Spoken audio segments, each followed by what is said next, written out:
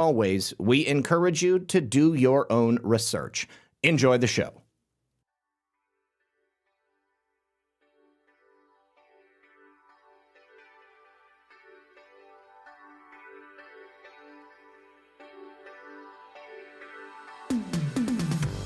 Good evening, everyone.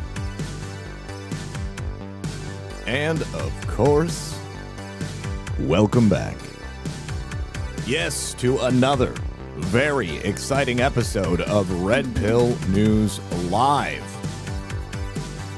Well, things are popping off in Europe between Russia and Ukraine. I had a whole segment prepared on this yesterday, but we got into the weeds on the Somali fraud. And don't forget, there was still a lot of Somali fraud. We're definitely going to be hitting on that today. I see we got a viewer from Maine, Carolyn, over there on YouTube. Carolyn, we are going to be talking about the Somali fraud in Maine. We're going to be talking about Ohio. We're going to be talking about Minnesota. We're going to be talking about new information related to the FBI's ongoing investigation to said fraud. And I got to jump back to Ukraine here for a minute. I would not be surprised if something massive happens in the near future, because there is supposed to be a peace plan being negotiated right now. And what does Ukraine do? They try to kill Putin in the midst of it.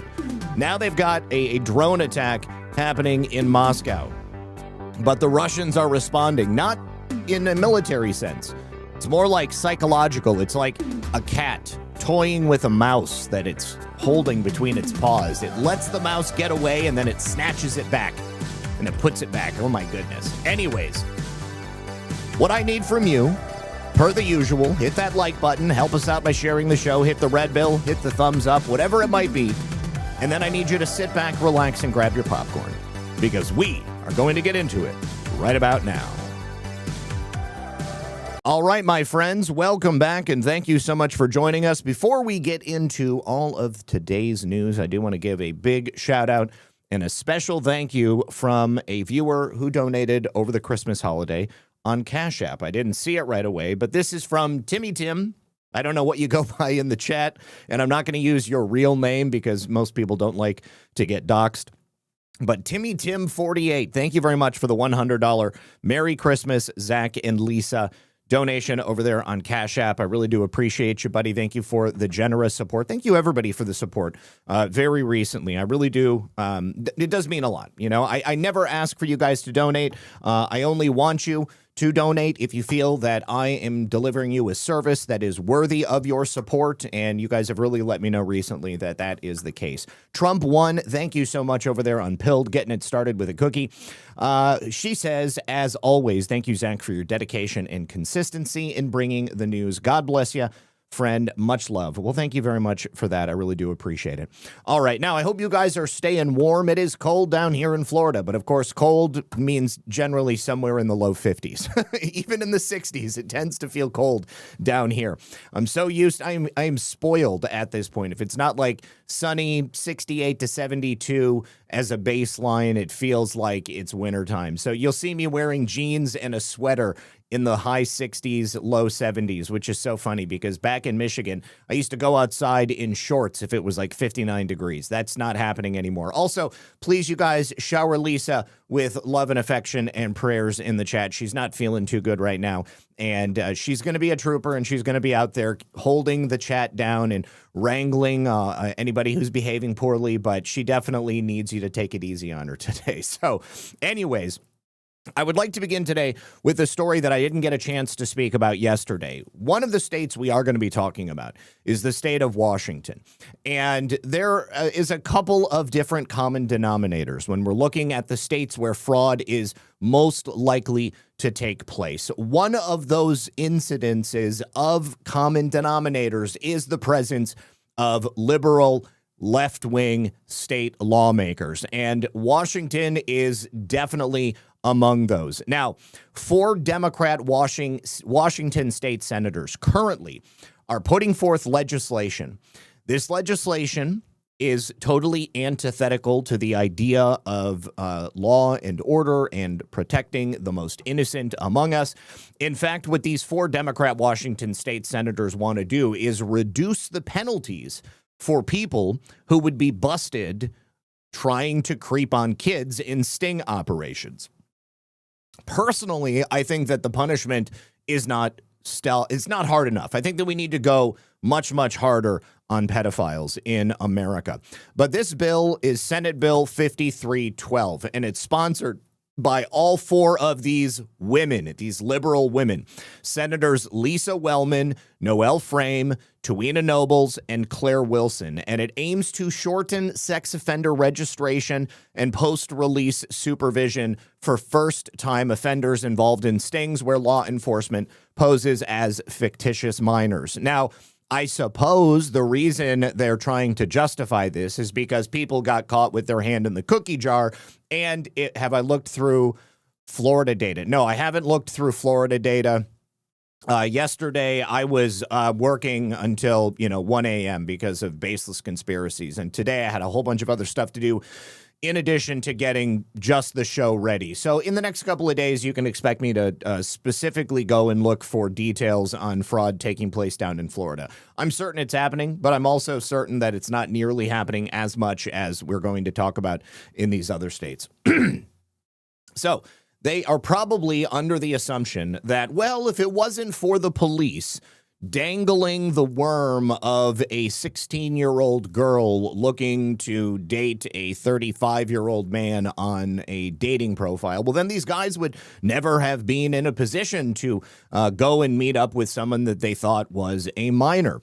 That's not good enough reason. I think that these sting operations are doing a service to humanity, because if it wasn't for the fact that these grown-ass men were finding their way into the DMs of decoys, they would be finding their way into the DMs of real minors, little girls who are getting themselves into a situation that perhaps they don't fully understand. But I'll tell you what, those adult men fully understand not only the implications of what they're doing, but they also understand the vulnerability of those little girls. And they're doing it for a reason.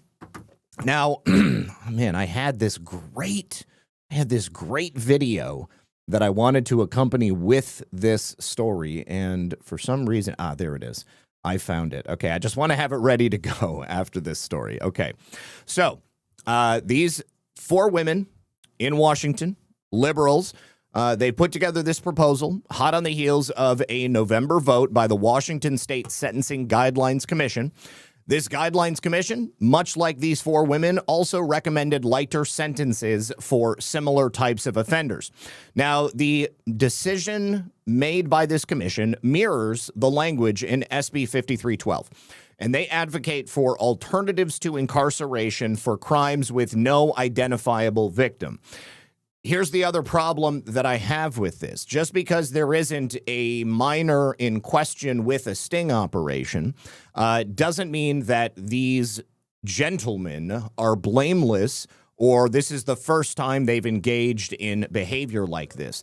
I'm going to say 9 times out of 10, if not 10 times out of 10, the types of men who go trolling for children online, they're not doing it for the very first time. Generally speaking, I don't think that dudes break bad in middle age and suddenly decide that they want to start creeping on kids. I think it's probably something they've been doing for, I don't know, most of their life. This would just be perhaps the first time they've been caught. But they cite lower recidivism rates among people who are convicted in stings compared to offenders who target real children. I can explain that to you as well.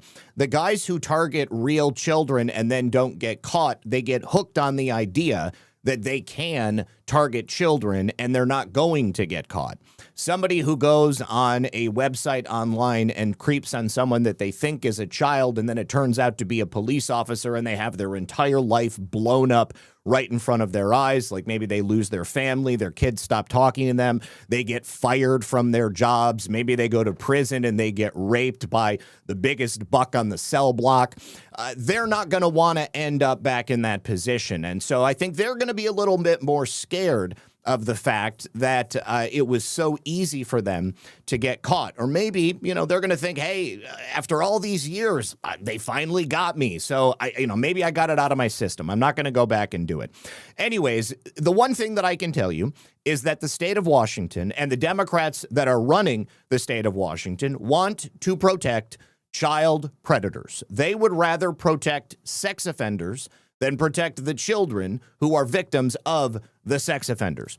ZBM says, I won't be able to watch the live stream today due to I am sleep deprived and I need a long nap. That's okay, buddy. I appreciate you. But I'll keep the stream going and Rumble, of course. Love you guys and get well soon, Lisa. Thank you so much. Thank you so much. So under SB 5312, the duty to register as a sex offender ends. After 5 years, you no longer have to be on the sex offender registry. Now, you must be a qualifying offender, so there are certain metrics that you're going to have to meet. You're going to have to spend that time in the community without any new disqualifying offenses, meaning that you must not get caught for the next couple of years. And you also have to be down from the current 10 years for Class C felonies. Now, post-release supervision would also be reduced from lifetime to 3 years. This sounds like a great deal if you're a pedophile. Like, you'd totally want to move to Washington because your chances of you having your life blown up for the rest of your life, well, it's not going to likely happen.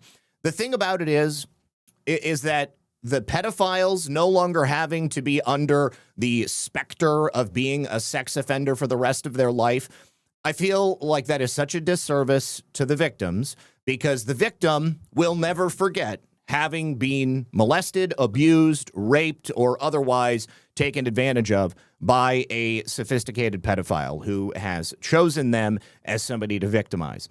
That sort of thing just doesn't go away. So even if the pedophile no longer has to register and they're no longer considered under the guise of this bill, somebody who, needs to be held to account any longer, the child, even once they're an adult, is always going to be living under that memory of what happened to them. So I think it's only fair that something similar should be done to the offender. So the people who are criticizing this, namely Republicans and Republican commissioners on this this board that has recommended the lowering of these guidelines, also victims' rights advocates, people, saying things like me, hey, we got to stand up for the kids, we got to stand up for the victims. Everybody is arguing that these changes would likely weaken deterrence and endanger the public. I think that is the most logical thing that could possibly happen. Now, in addition to that, it gets more controversial because reports suggest that Senator Wellman collaborated with constituents and a particular constituent whose son was actually convicted in one of these sting operations, which, of course, raises questions about conflicts of interest and maybe some sort of quid pro quo that may have happened. Anytime you're doing some crime, if you're caught in a sting operation, you're going to face the same penalty as if you had been caught doing something and it was like the cops just came upon you. Like the cops turn a corner, you are buying crack cocaine from a drug dealer. Oh my goodness, put your hands up, give me that crack and you give me that money, and then you arrest both of them. So those people are going to get charged. Now, if you end up going out and buying crack cocaine and then your dealer gives you up to the police in a sting operation, you're still going to face the penalties. It's not like there's no victim here. I mean, the drug abuser is the victim, and of course, society ultimately is the major victim in these circumstances. But I can't imagine anybody saying, well, God, you got to understand, like, this drug addict never would have bought the drugs if it wasn't for the fact that the dealer had done this deal with the police so that he could get off on a lower sentence or something like that. So it doesn't make any sense to me. Anyways. So the Linwood Times, a local paper, has reported that Senator Wellman's sponsorship of this bill, SB 5312, is drawing scrutiny over an alleged conflict of interest after reports surfaced that she worked closely with Mercer Island constituents Bruce and Joanne Glant. Bruce and Joanne Glant's adult son was convicted in a net nanny sting to advance the legislation reducing sentencing guidelines. Now, to justify this decision to reduce the sentencing, the commission members referenced a 2022 report from the Washington Sex Offender Policy Board that found individuals convicted solely through undercover operations reoffend at rates approximately 80% lower than those who targeted real minors. So what about the other 20%? Because the other 20% who go on to continually attempt to rape children, don't you think that it would be a good idea to make sure that those people are on the sex offender registry for the rest of their lives? I mean, personally, we've talked about this before. Mandatory castration, I think that that's going to solve the issue ultimately, because the sex offender will have no ability to act upon their sick desires. Just throwing it out there, you know, trying to be creative with this whole thing. Anyways, the Washington Sex Offender Policy Board chair is a man by the name of Brad Merrihew, and he spoke during the commission's decision. He described these sting cases as cases which do not involve an identifiable victim, adding that most of those who attempted crimes or communication with a minor for an immoral purpose with a victim who the person believes to be a minor, when in fact they are a detective. He further stated that many individuals caught in these operations have very little experience with the world. He's a very immature 35-year-old, and they aren't the worst of the worst offenders. Well, Democrat Representative Lauren Davis, thank God, a sane Democrat, has also raised concerns. She said that many caught in stings include people in positions of power, people who have taken substantial steps towards abusing a child. Let me also say, they are also now charging people for producing AI child porn. So there is a crime that's still a crime because it's a very realistic depiction of a child being abused by an adult. There, of course, there's no identifiable victim, but it's still child porn. So, like, are they going to push to, like, make that legal now? Like, you know, I mean, we're going to make child sex robots. And so then the offenders, well, you know, they can just abuse the pleasure bot. You know, there's no identifiable victim. And so, you know, it's okay now. We're going to make it so that they can produce their own AI-produced child pornography. It's totally fine. There's no victim. In these stings, yeah, there was no child. So why are we going to bother with putting these people in prison or even putting them on the sex offender registry? Anyways, Representative Davis said many of those caught in these stings, of course, are people who hold positions of power, including positions, I don't know, like judges, teachers, etc. They've got plenty of experience with the world, so to speak. These are cases where a person has taken a substantial step to have sex with a child. I think that that's what it really comes down to.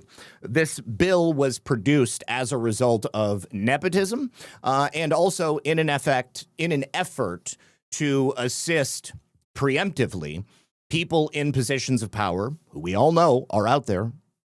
There's a lot of them who engage in this type of behavior. So hopefully the state of Washington has their wits about them. Now, I'm sorry I'm going to do this to you ladies, but I am going to play this video of a gentleman who makes a case to repeal the 19th Amendment.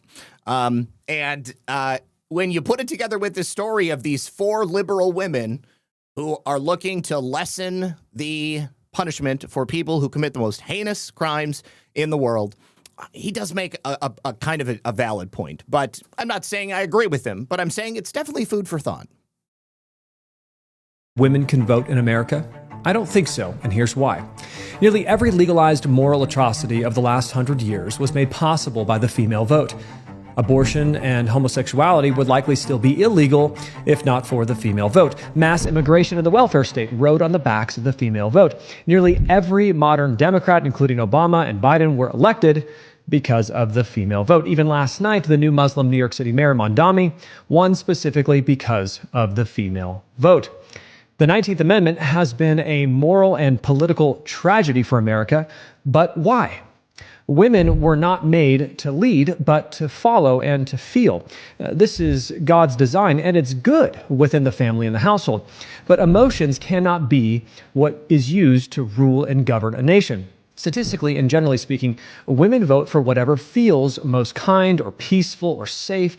to their emotions. Women crave security and comfort, and whoever promises those things wins their loyalty. The problem is evil men know this and they exploit it. For example, women are twice as likely to men to be seduced into an affair. They are 26% more likely to be financially scammed online. They are 3 times more likely to fall prey to psychics and tarot card readings and astrology and mediums. The same emotional vulnerability that shows up there also shows up in politics. Many call it suicidal empathy. So I believe that we should return to the household vote, where women share their thoughts with their fathers or their husbands, and the men in their life make the final decision. Men are not perfect, but they are far more fit to rule with logic, and they are less likely to be deceived in political matters. So I don't believe that we should repeal the 19th Amendment because I don't love women. I believe we should repeal the 19th Amendment because I love America, and I love American women enough to protect them and our nation from their political exploitation. Definitely some compelling thoughts. I have to say, I agree with much of what he said. It is true. Women are a lot more emotional. Men are a lot more logical. It's not going to be across the board 100%. But the idea of a household vote where people come together, they have a consensus in that small group, and then they go out and make the ultimate decision. I don't see anything particularly wrong with that. But he is absolutely correct about the slow, steady decline of America having much to do with the women being appealed to. You see it a lot. You definitely see it a lot. And we often talk about these just crazy, suicidally empathetic liberal women who consistently are voting for their own destruction. Like when you take a look at the immigrant caravans that came to Europe, you would have these beautiful European women welcoming immigrants, welcome. Okay. And then the first thing they do when they get off the boat, is they go and rape and kill those same women. It's a tragedy, absolute tragedy. All right. Now, next, I'd like to talk about the Ukrainian-Russian situation. So, first of all, over the weekend, when Vladimir Putin arrived in Miami, he got off the plane, and there was no one from the American delegation to greet him. He shows up, there's nobody there. They realize there's nobody there.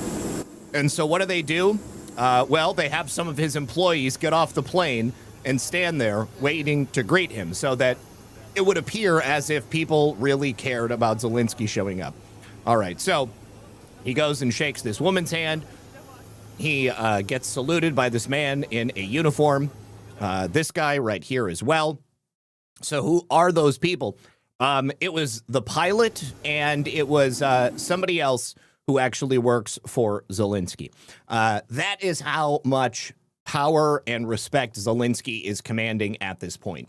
Now, at the same time that Zelensky was on his way to the United States, the Ukrainian Anti-Corruption Bureau, NABU, the same agency that Joe Biden had the prosecutor fired from, well, son of a bitch, he got fired. You remember that whole thing? Well, they have been involved in a series of raids that we've talked about on this channel of close associates of Zelensky. Most of the people in Zelensky's government have slowly been whittled away because it turns out they've been stealing all of the money that we've been sending there that was supposed to go into the upkeep of the Ukrainian energy infrastructure.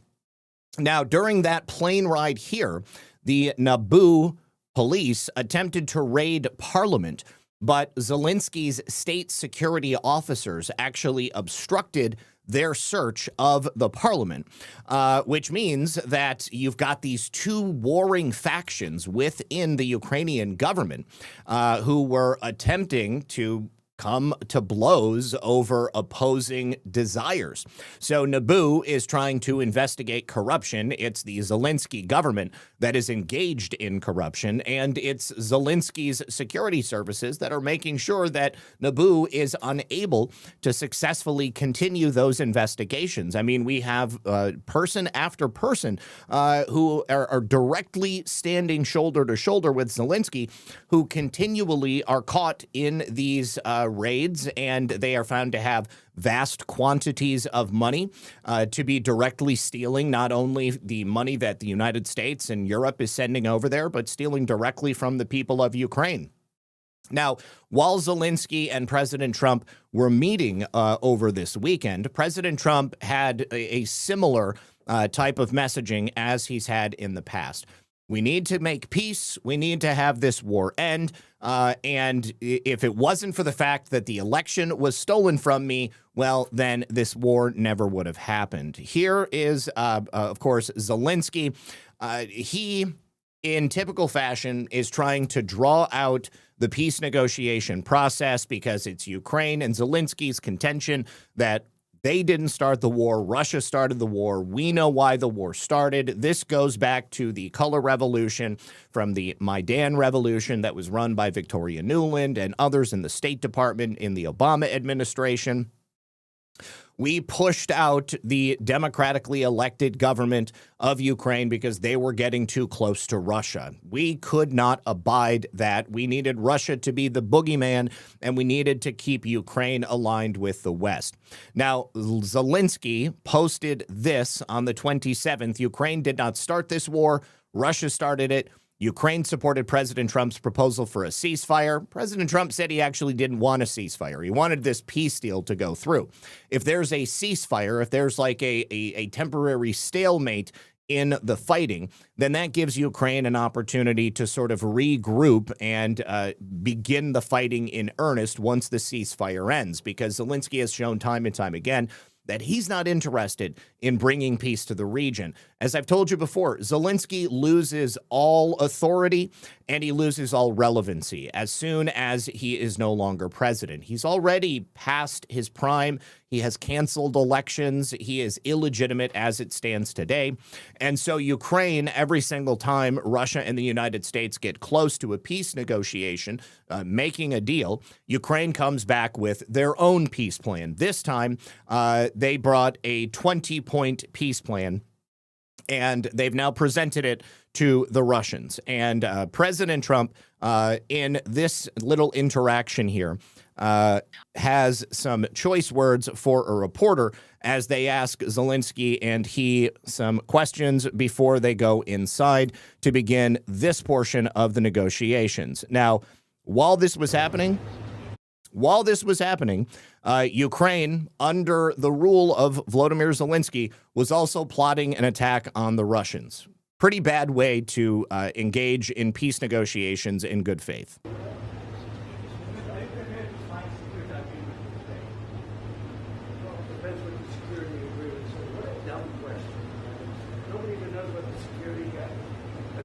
Okay, so the reporter says, if he asks President Trump if he's prepared to sign security documents today.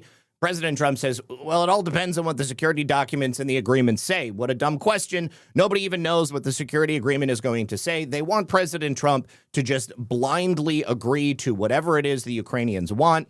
Again, President Trump said if he had not had the election stolen from him, then this war never would have happened. And a lot of very brave people, a lot of people that are dead right now, unfortunately, because I've said, and nobody's disputed it, that if the election weren't rigged and stolen, 2020, you wouldn't have had this war. It would have never happened. And it didn't. Also, it looks to me like Zelensky may be actively going through cocaine withdrawal because he is pretty much rocking and rolling the entire time he's up there. He seems to be real twitchy, kind of uncomfortable.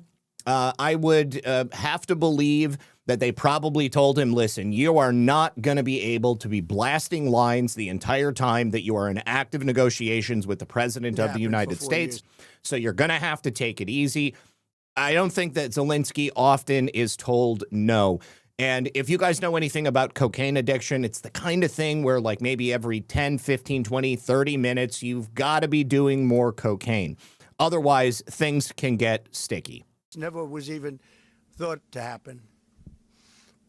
And I spoke with President Putin. I got along with him very well, despite the Russia hoax, which was a total hoax. He used to say, what is going on over there? But it was a total hoax, as he knew and as I knew. But I spoke to him, and we'd talk about Ukraine. I've said it before. It was the apple of his eye, but he wasn't going to do anything about it. He didn't do anything about it until I was gone, and then a lot of really bad statements were made by people, by a lot of people, I guess, but by And Yeah, it was a total brave. shit show. Now, of course, Biden was perfectly happy to allow Ukraine and Russia to go to war because the apple of Biden's eye also happened to be Ukraine. There was so much corruption and so much criminal activity that the Biden crime family had engaged in inside Ukraine that it was far easier to allow it to be destroyed. And then also that gives them a secondary objective of continuing to keep Russia as the boogeyman. Now, this really gives you an inside view into the mindset of Russia. And I think everybody who's been paying attention, it's been quite obvious that Russia is willing to come to the table on this.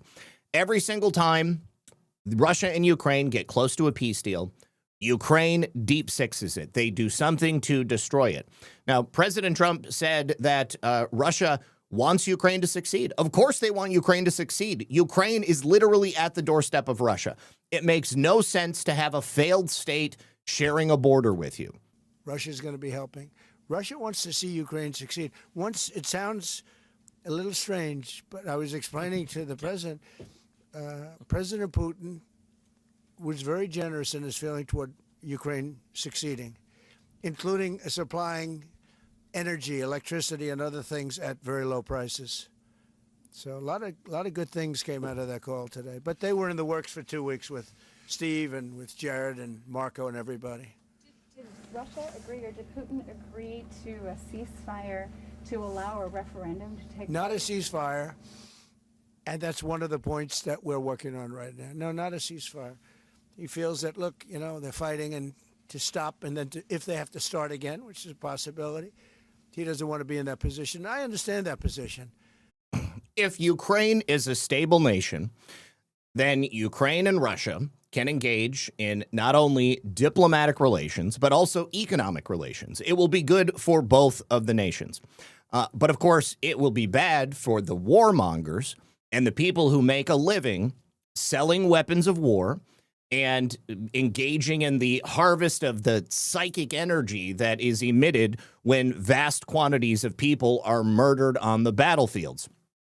Of course, President Trump's goal is to bring peace to the world. We are so close. He has come so far from the time that he entered office back in mid-January. Since that time, he has ended conflicts all around the world. And I saw somebody say they're sick of sick of seeing Zelensky and Netanyahu coming to the United States. Well, you have to realize that they're coming to the United States because Donald Trump is the leader of the free world. Every time you see a world leader coming to Washington, D.C., it's because Donald Trump is the one pulling all of the strings. Now here, after the negotiations with Zelensky and then similar negotiations with Putin, Russia signals that they're ready. Okay, we're in the final stages. We are very close. We are basically at the precipice of finally ending this war, stopping the killing on both sides, putting the nation of Ukraine right, hopefully removing sanctions from Russia and making it possible for people to move freely about the world without the fear of reprisal, without the fear of being killed in a war zone. Nobody likes war except for the people who are profiting from war. Now, of course, as I said earlier, there was a direct attack that was made against Russia by the Ukrainians in the midst of all of these peace negotiations. After Russia had said, we're good, like, let's get it done. The only people stopping it are the Ukrainians. Now, if Russia is forced to continue the fighting, it is not going to be good for Ukraine. It hasn't been good for Ukraine this entire time. If it was good for Ukraine, Russia would not have been able to successfully move as far to the west as they have. Take a look at this. This is footage from Russian drones attacking a Kiev battalion that is attempting to move into one of the semi-autonomous regions in the eastern portion of Ukraine. Now, this attack took place during the peace negotiations. While they were actively negotiating, Ukraine thinks that they're going to be slick and they try to move into Zaporozhye.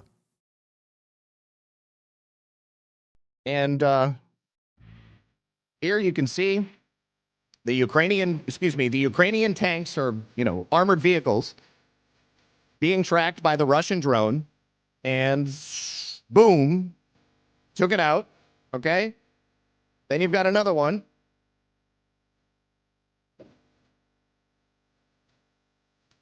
Boom.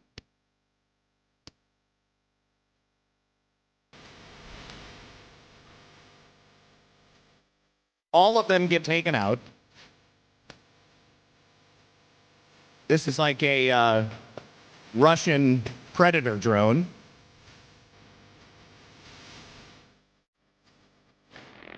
Now, you've got a guy here in the woods. I think he was lucky because he can tell that there's a drone coming, and he dives, and it looks like the drone hits a tree. So hopefully that guy's okay.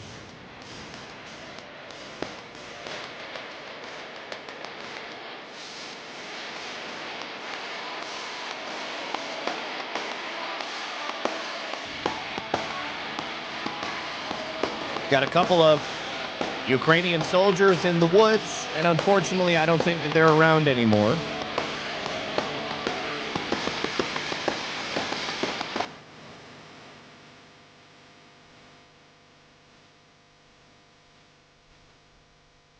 Looks to be a supply truck of some sort, and boom. Couple of more guys in the woods.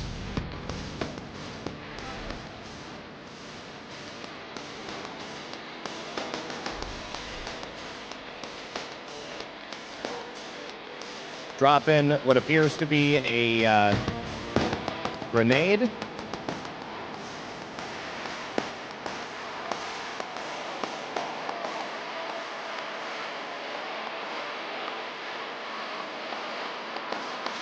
And that was like a safe house. So what Zelensky is doing is essentially consigning his own people to further death and destruction so that he can stay in power, keep his access to cocaine perhaps, and also keep his legitimacy among the global deep state. Once he's no longer president, they don't need him around anymore. Where is he going to live? Is he going to live in Ukraine? Are they going to allow the man who destroyed Ukrainian civil life to continue to stay in that country? Or are they going to treat him as a criminal? Because as all indications would appear, every single person that surrounds Zelensky has been engaged in massive fraud. They're not only ripping off the United States of America and Europe, they're also ripping off their own people. So Sergei Lavrov announced this attack. This attack happened on the night, the 28th and the 29th. And what Ukraine did is they sent 91 long-range unmanned aerial vehicles into the heart of Russia, and they actually attacked Putin's personal residence. Now, Lavrov, of course, comes out and he says, well, we're not going to put up with this. On December 28th, 29th, 2025, the Kiev regime launched a terrorist attack using 91 long-range strike unmanned aerial vehicles on the state residence of the president of the Russian Federation in the Novgorod region.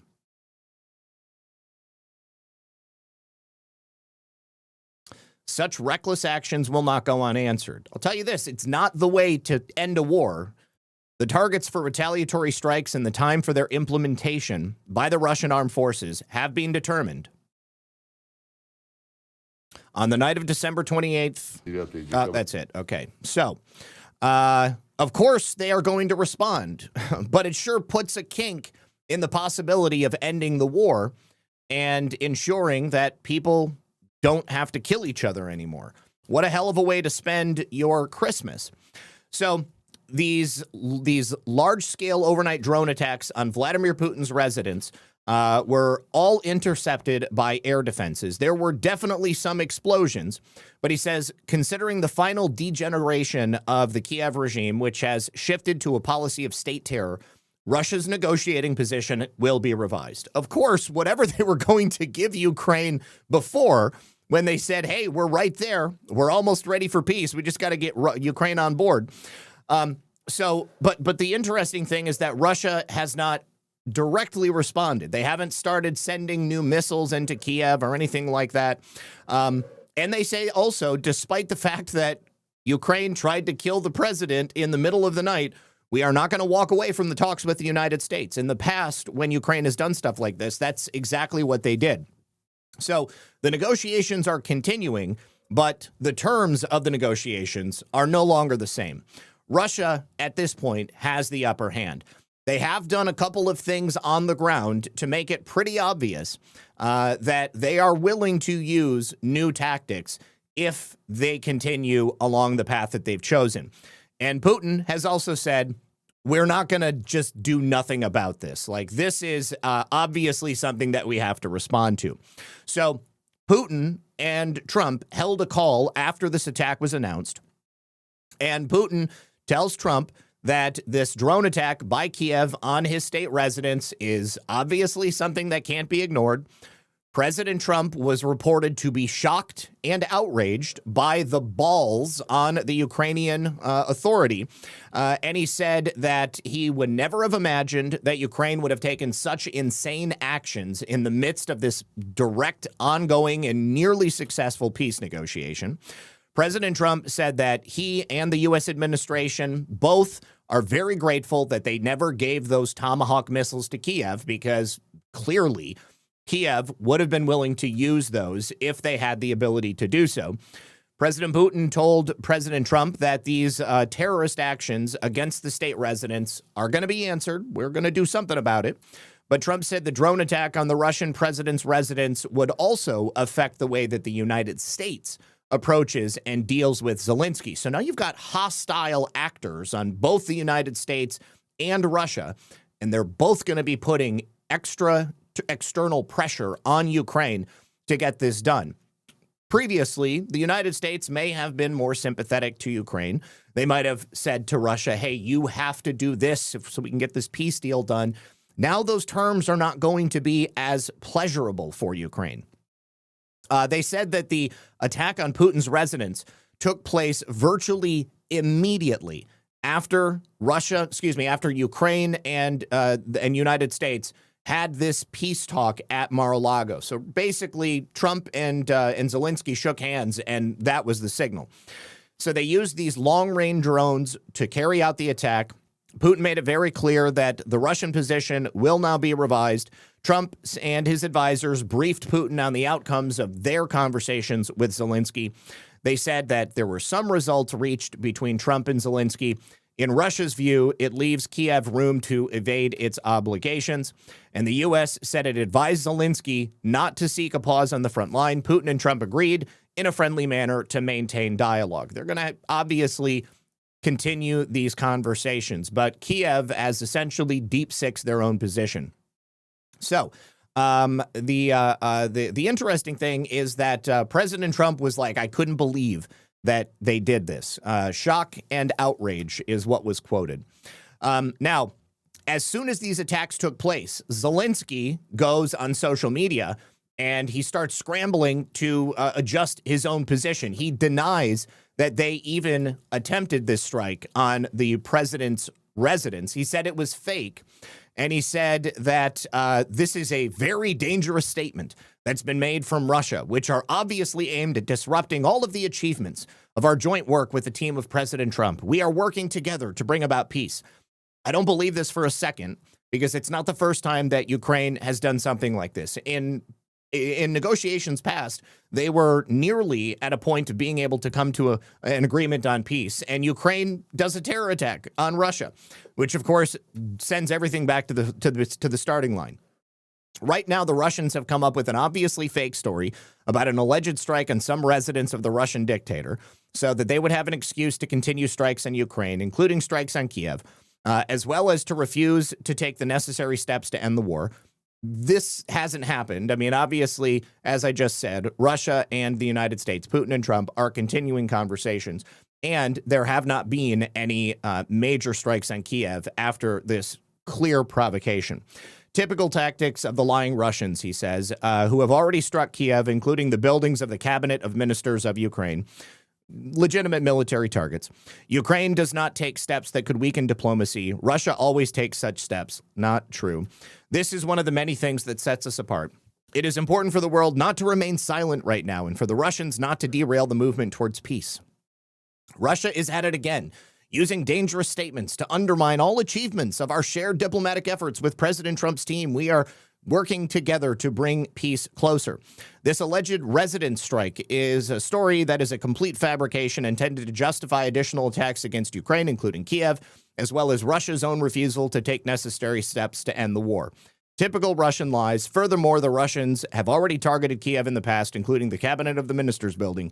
Ukraine does not take steps that can undermine diplomacy. To the contrary, Russia always takes such steps. This is one of the many differences between us.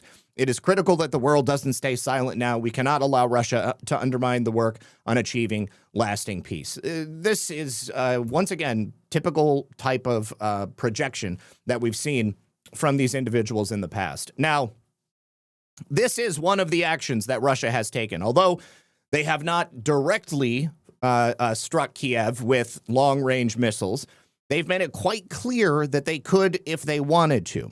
So Russia deployed these brand new missiles, and they said that any attack against Russia will be met with destruction.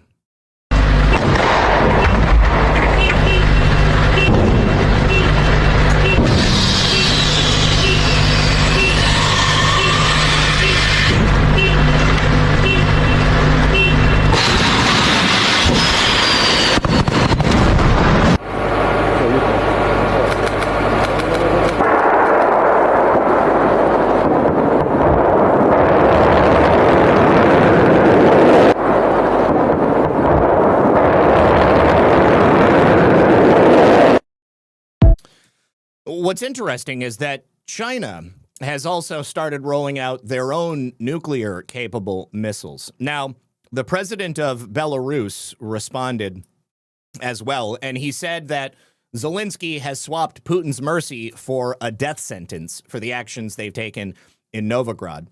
Back in August, the president of Belarus, Lukashenko, revealed that Putin had personally stopped a strike on Zelensky's office with one of their deadly Oreshnik missiles, which they could have used at that time to have taken Zelensky out and just gotten rid of him. They could have done it after this attack on Putin's residence as well, but they continue to not do it. It's one of the clearest indications that Russia has been the one showing restraint. Ukraine doesn't have the abilities that Russia has in a military sense. But a new report has come out from this gentleman in Russia. I'm not familiar with him. However, he says that this attack on Putin's residence was not just like a house that Putin lived at. It was actually one of Russia's nuclear decision-making centers. So we know that there was a strike, but we also know now that it wasn't just a residence. It was a special Russian facility that was designed to command and control the Russian armed forces in the event of a nuclear war. So in terms of significance, it's like someone attacking Air Force One, the U.S. presidential plane. It's a special facility, an entire city with outdoor structures, underground structures, and all sorts of communication hubs. It kind of appears to me, especially when you look at all of these statements coming from the UK and from France and other nations in Europe where they've been essentially telling their citizens to prepare for war with Russia. This kind of appears as if in the midst of this peace negotiation, the deep state, through their Ukrainian proxies, have attempted to neutralize Russia's nuclear capabilities, their ability to respond to a large, full-scale attack, which could potentially come not only from Ukraine, but from NATO as well. And in doing so, they had hoped to completely disable this nuclear response center, which would make it much easier for them to completely destroy Russia, not really destroy them, but, do a lot of damage to them and take away their ability to respond in a nuclear sense. So according to Western sources, drones were flying 90 or 91, but they were most likely targeting the communication hubs. They're verifying this information, and frankly, they didn't reach their destination, but there was a strike. And why are Russians so outraged? Well, it's because it was a strike on this command center of the nuclear triad and the Russian armed forces in general during a special period, during a large-scale war. That is, this is an attack on the holiest of holies. And according to Russian nuclear doctrine and the nuclear doctrine of any state possessing nuclear weapons, this technically would be grounds for a nuclear response. Russia will not strike Kiev with tactical nuclear weapons. This would be a sharp escalation, a change in the entire international framework. They won't agree to that. But this Oreshnik missile, the one that I showed you a moment ago, could land. I think it's almost 100% certain that ballistic missiles will hit the decision-making center. Of course, that would be in Kiev. Now, also, interestingly, Russia has these this doomsday radio channel, and it's called the Buzzer. It's UVB-76. It's a radio broadcast that for decades has simply just been, bzzz, like nothing is going through it. Just static. But after the attack by Kiev and after these statements from people within the Russian government, suddenly the station began to broadcast. And the first song that it broadcast was Swan Lake. Take a listen.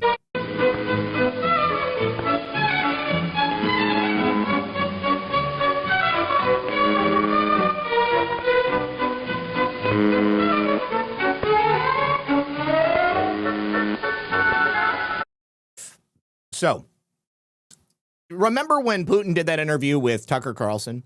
And Tucker asked him a question about, like, the war. And he said, let's go back a couple of hundred years. Let me give you a lesson in Russian history. Well, Swan Lake is significant in Russian history as well. In the coup in 1991, this song was actually played through loudspeakers as that coup was taking place. So the return of this song being played on this doomsday broadcast radio station just a couple of hours after Ukraine attempted to destroy Russia's nuclear capabilities and kill Vladimir Putin, it's a message not only to Ukraine, but also to NATO, to the Western powers that are attempting to destroy Russia at this point. So the buzzer is no longer just humming.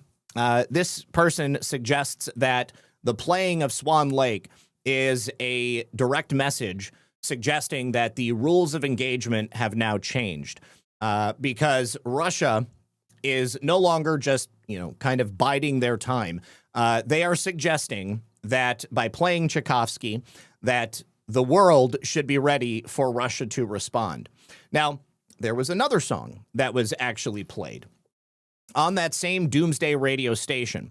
And we'll go through the lyrics of this song. It's quite interesting. So,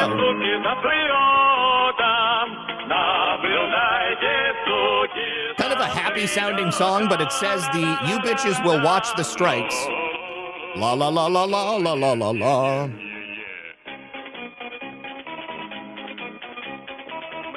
We will not forget our calling, and will return the Donbass to the Russian people. Donbass is that semi-autonomous region where currently it's in contention, being bullshitted by the American puppeteers. We'll never replace our freedom.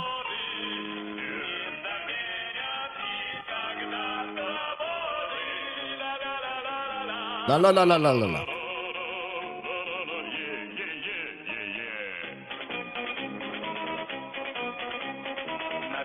Our carpet is a trophy from the U.S. State Department. Our walls are dugouts in the fortifications. Our cover is 2 helicopters in formation. Our happiness is to live such a fate. Our happiness is to live such a fate.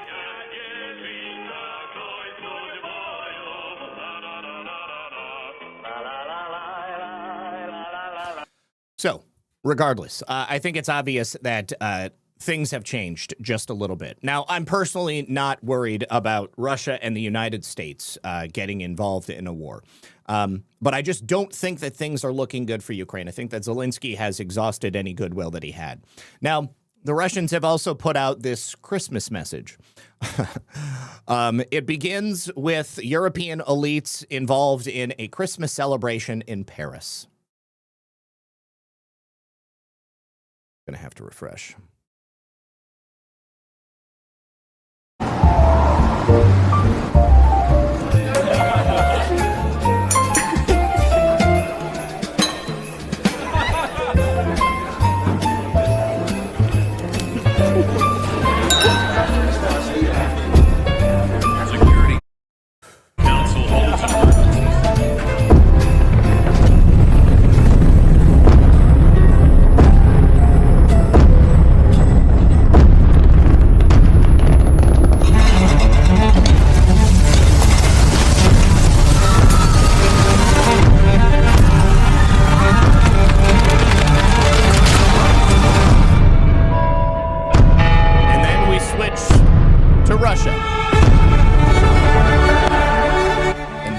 Putin is tapping his pencil on his desk. That was enough. From Russia with love, his silence sounds loud.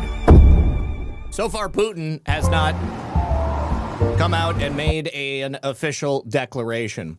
But obviously, this is intended to strike fear into the hearts of the European leaders who would have Ukraine continue their attacks on Russia. Now, also, Ukraine has not ended their drone attack on Novgorod. There is also an ongoing drone attack that is taking place in Moscow. There are certain areas of the city which are completely without power. This drone attack, as far as I know, continues, and here is some video from inside the city.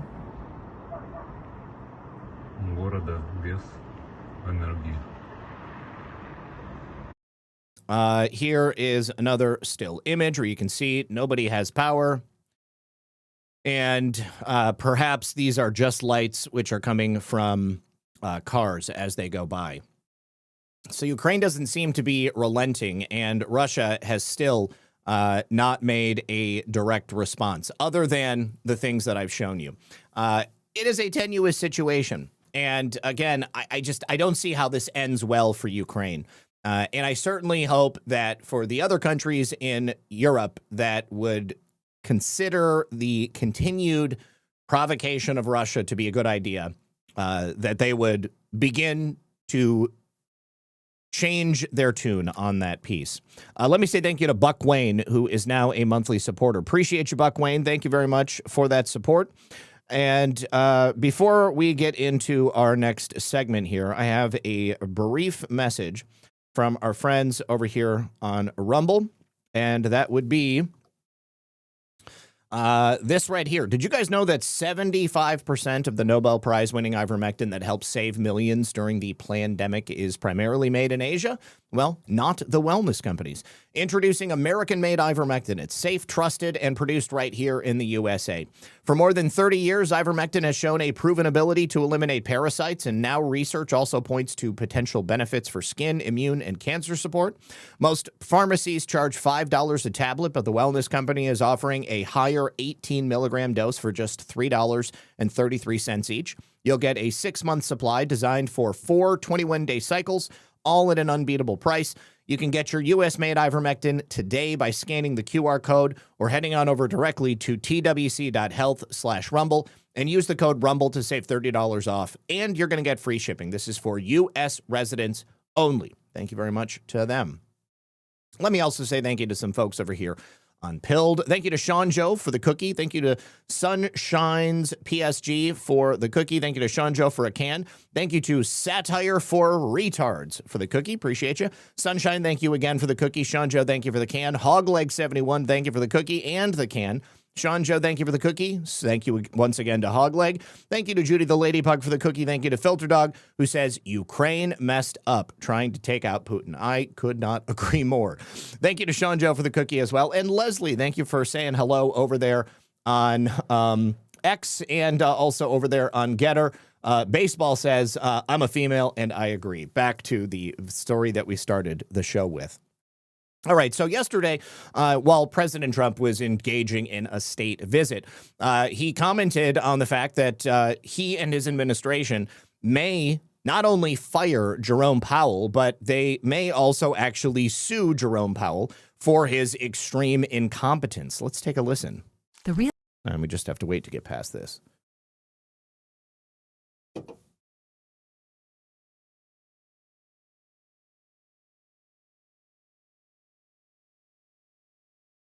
So one of the big domestic tasks ahead of you is to pick a new chairman for the Fed. Yeah. You've said that you have one favorite, but you're also doing interviews. Still do. Hasn't changed. Yeah, I'll announce them at the right time. There's plenty of time.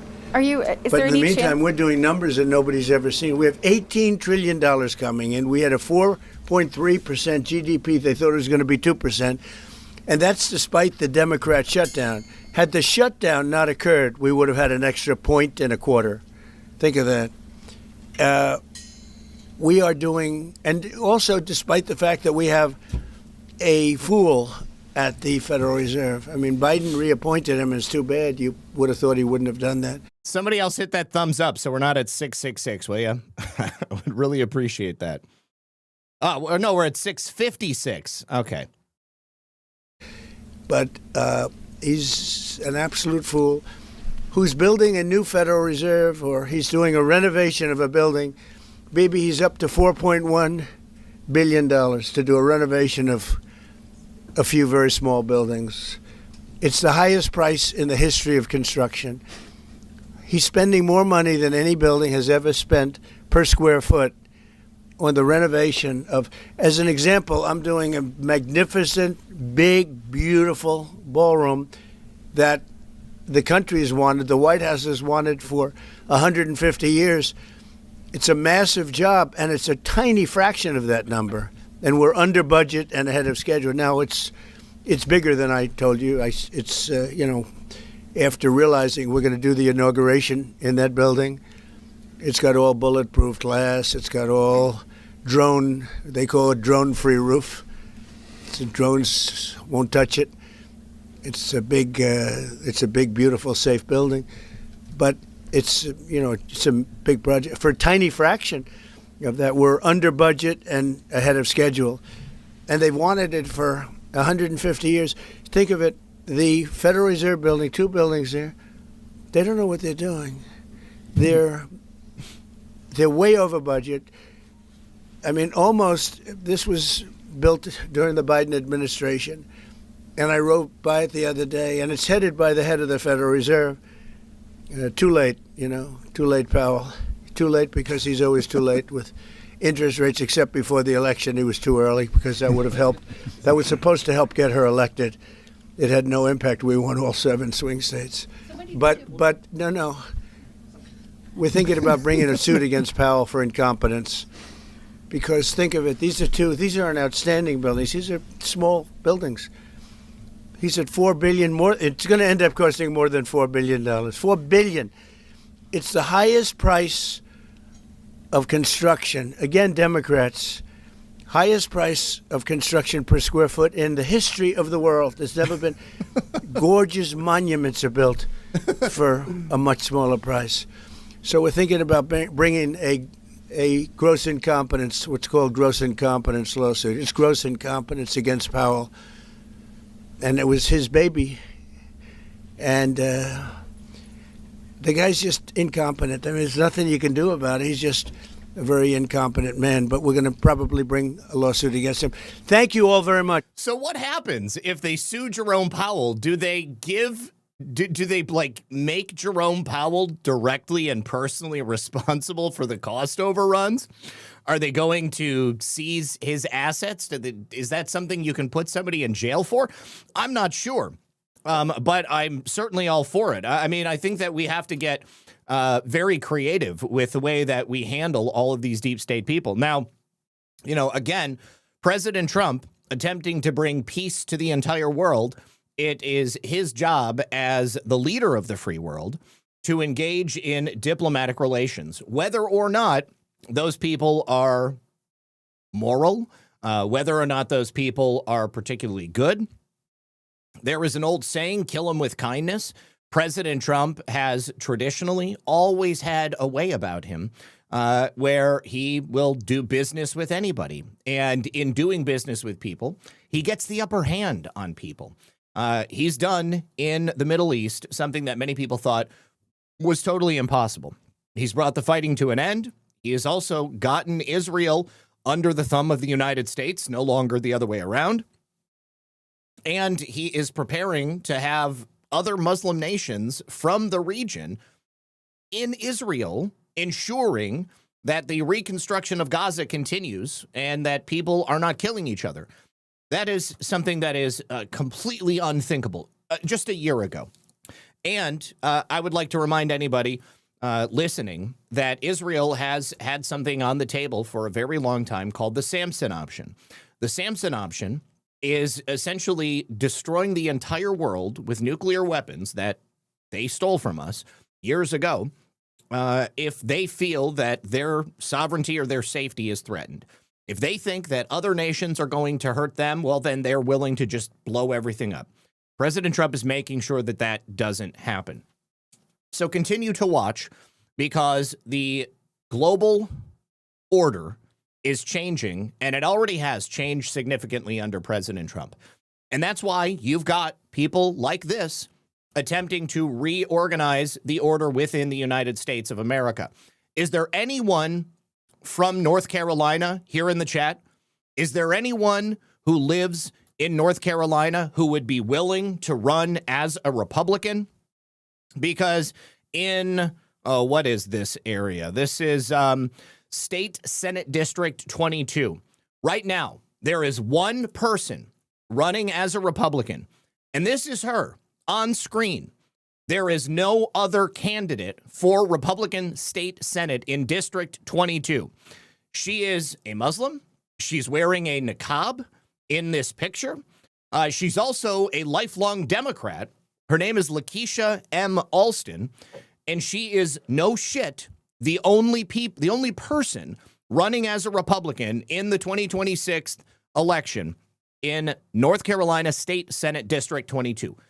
If I lived there, I would go and register to run, because I would have to believe that anyone who is registered as a Republican would take a look at this picture and say, you've got to be kidding me. This is obvious sabotage. This is obviously an attempt to subvert. If nobody else gets into this race and it's a Republican area, doesn't matter. People are going to vote for this woman because she's the only Republican on the ballot. And a lot of people are low information. They're not going to bother doing any research. All they're going to see is Lakeisha Alston running as a Republican. Okay, great. I always vote Republican. We'll go ahead and vote for her. Now, this is a clear attempt to infiltrate. And you can see here, these are the candidates. Oh, hold on. I need to open this up. So you've got a Democrat, Sophia Chitlick, some Rosie the Riveter looking woman, and then Dadriana Freeman. They're running against each other in the Democrat primary. And then Lakeisha Alston, who by all accounts should be running as a Democrat, but she's not. She's running as a Republican. Nobody else is running against her. Her photo and her registration information went viral because people are like, what the heck is going on? So the images were submitted to the Durham County Board of Elections, and a lot of people are taking a look at it, and they started looking into her. You can see here in all elections where she's voted, going back to 2008, any election that she had to vote in a partisan election, she has voted Democrat. All right. So all accounts would point to the idea that she is a Democrat, and she's filed as a Republican because it's going to be easier for her to be on the ballot at the end of the day. She does have an X account, but she's only got 2 followers, and she hasn't posted since 2012, it would appear. So I am asking anybody in North Carolina who lives in State Senate District 22, please register to run as a Republican, just so that you can get on the ballot. and ensure that this woman is not the person who is finally, at the end of the day, going to be running. Let me say thank you to Warrior Mima, who says, Happy New Year to you and Lisa. I look forward to watching your report on all the happenings in 2026. You're the best news reporter anywhere. Warrior Mima, thank you very much. I really appreciate you. Thank you for that generous donation. Northern Pike says, hey, Roosta, Zelensky will be in Florida in that mansion he bought with our money when he's a bigger sawed-off piece of shit. I don't know that he's going to be able to be living in that mansion, because I think once the Ukrainian government changes hands, there's going to be a tremendous amount of attention that is paid to the accounting of that money. And there is also, obviously, all of these people surrounding Zelensky who are caught up in these legal actions and these investigations. Once Zelensky is not president, there will be no reason for these people not to be honest about Zelensky's part in the fraud. Yes, who will live in? Check your text, okay?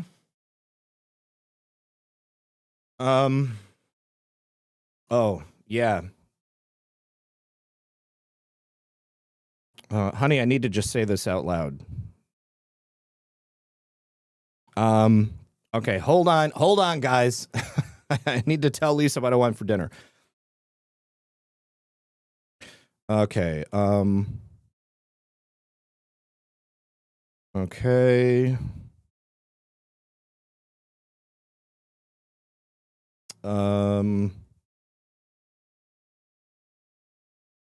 Okay, I'm saying it. I'm texting you, honey.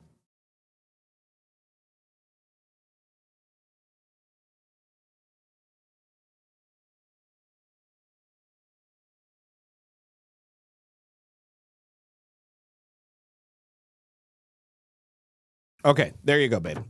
All right, so I've also made contact with a whistleblower for the U.S. Postal Service. They've given me some information about a situation that they've been posting about. Now, I wanted to talk about this yesterday when we were talking about the non-domiciled CDL drivers, but we ran out of time. So, although the Transportation Administration has begun to crack down on non-domiciled CDL drivers, apparently the U.S. Postal Service had previously banned them from working for the USPS and then quietly rolled back that decision so that they will continue to be hired by the USPS. Now, here, Amber McReynolds is a governor and chairwoman at the U.S. Postal Service. She's one of the people who made this decision. And I would say that after all of the attention that we have placed on illegal aliens driving on our roads, unsafely killing people, the last place I want them working is for the U.S. government in any capacity. Now, here is a list of some U.S. Postal Service addresses where they have confirmed cases of non-domiciled CDL drivers who are causing problems. You've got places in Georgia, in Colorado, in Indiana, in Illinois.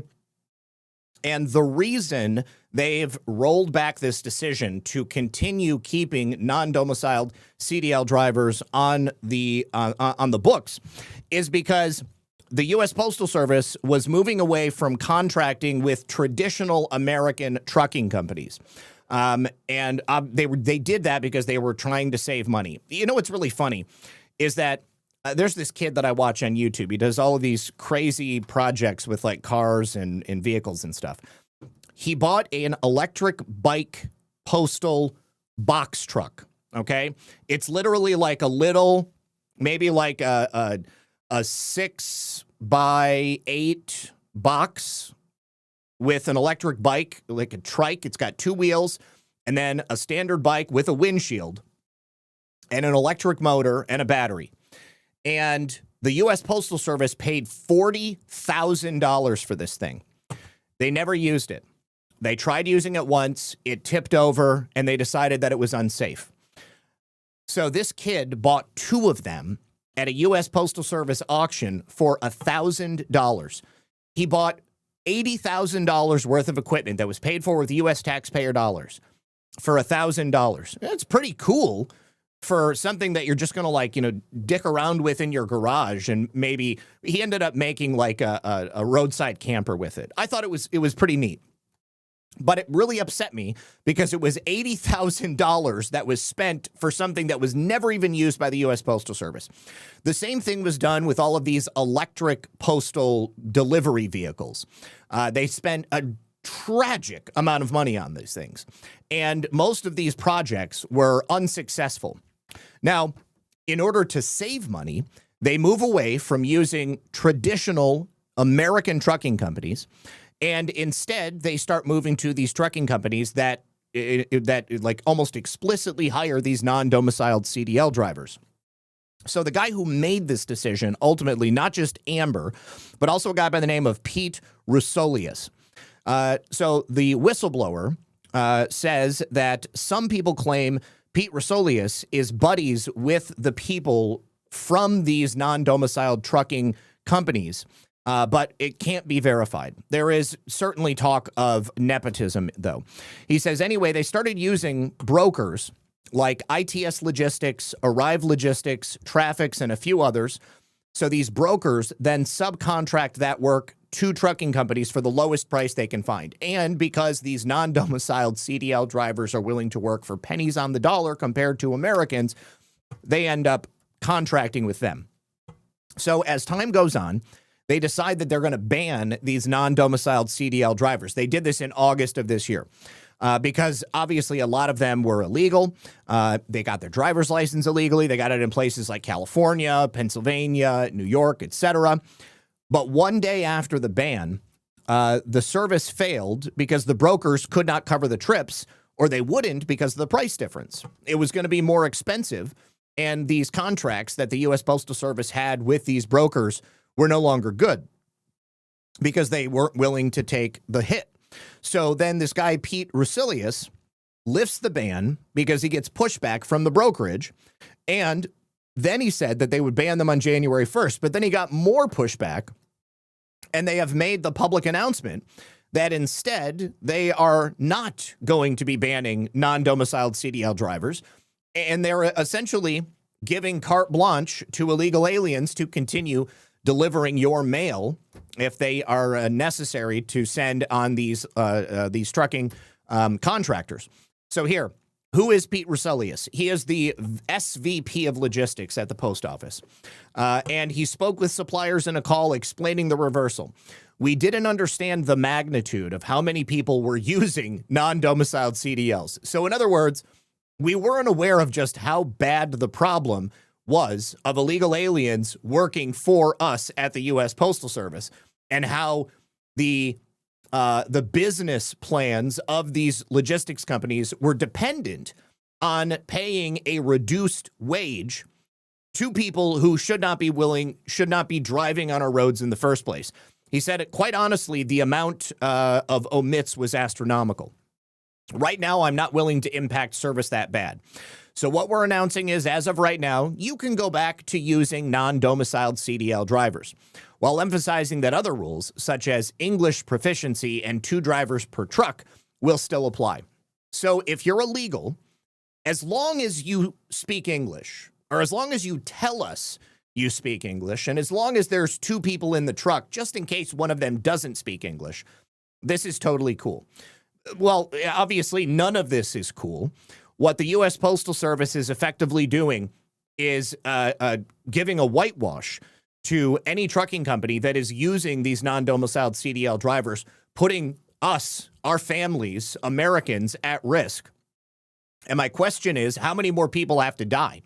How many more people have to die as a result of the U.S. Postal Service, a branch of the U.S. government, essentially saying, you know what, it's cool. No, it's definitely not cool. So I want to say thank you to the U.S. Postal Service whistleblower who reached out and gave me this information, because this is absolutely something that should never be happening. So I don't know if anybody here works at the post office. I don't know if anybody is willing to reach out and say, you know what, this needs to be addressed immediately. Perhaps we should reach out to Sean Duffy at the Department of Transportation. I think that may be perhaps a better use of our time than reaching out to the post office. But This simply cannot be allowed to happen, because as long as any of these people are on our roads, it's putting American lives at risk. All right, next, refresh this.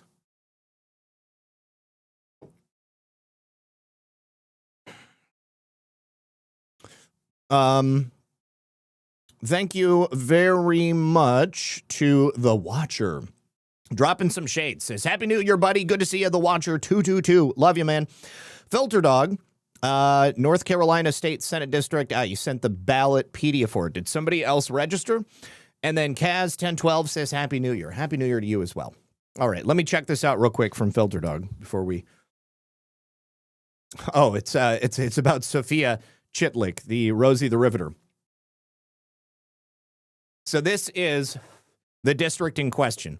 So it looks like Durham is in it. I don't see any other major cities that would be a portion of it.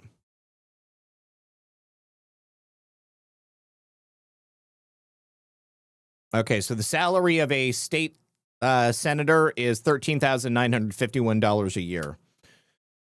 It's not a lot of money, but obviously it's you're working for the people. Working for the people. All right, so perhaps we need to alert Marco Rubio as well. Now, Marco Rubio is the Secretary of State. Of course, he has domain over all of the embassies around the world.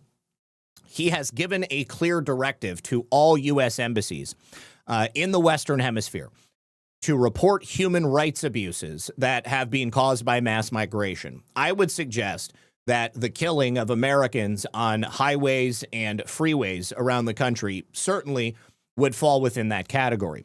So what they're now being requested to do, all of these embassies are now going to be tasked with reporting on crimes that have specifically been caused by migrants and lax immigration policies, which includes countries like our allies pushing for the entrance of these illegal aliens, refugees, etc.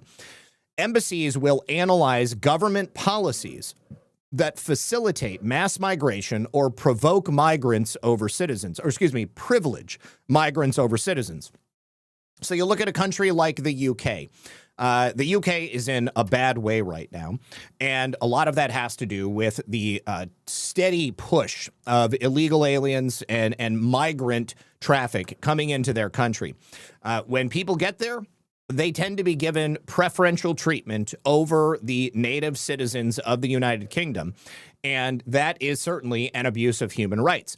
So the United States urges governments to protect their borders and to defend their citizens against human rights abuses caused by mass migration. Earlier, I mentioned the rape crisis in northern European countries and places like Sweden, Denmark, Norway. The United States stands ready to work alongside nations across the Western Hemisphere to end the global crisis of mass migration.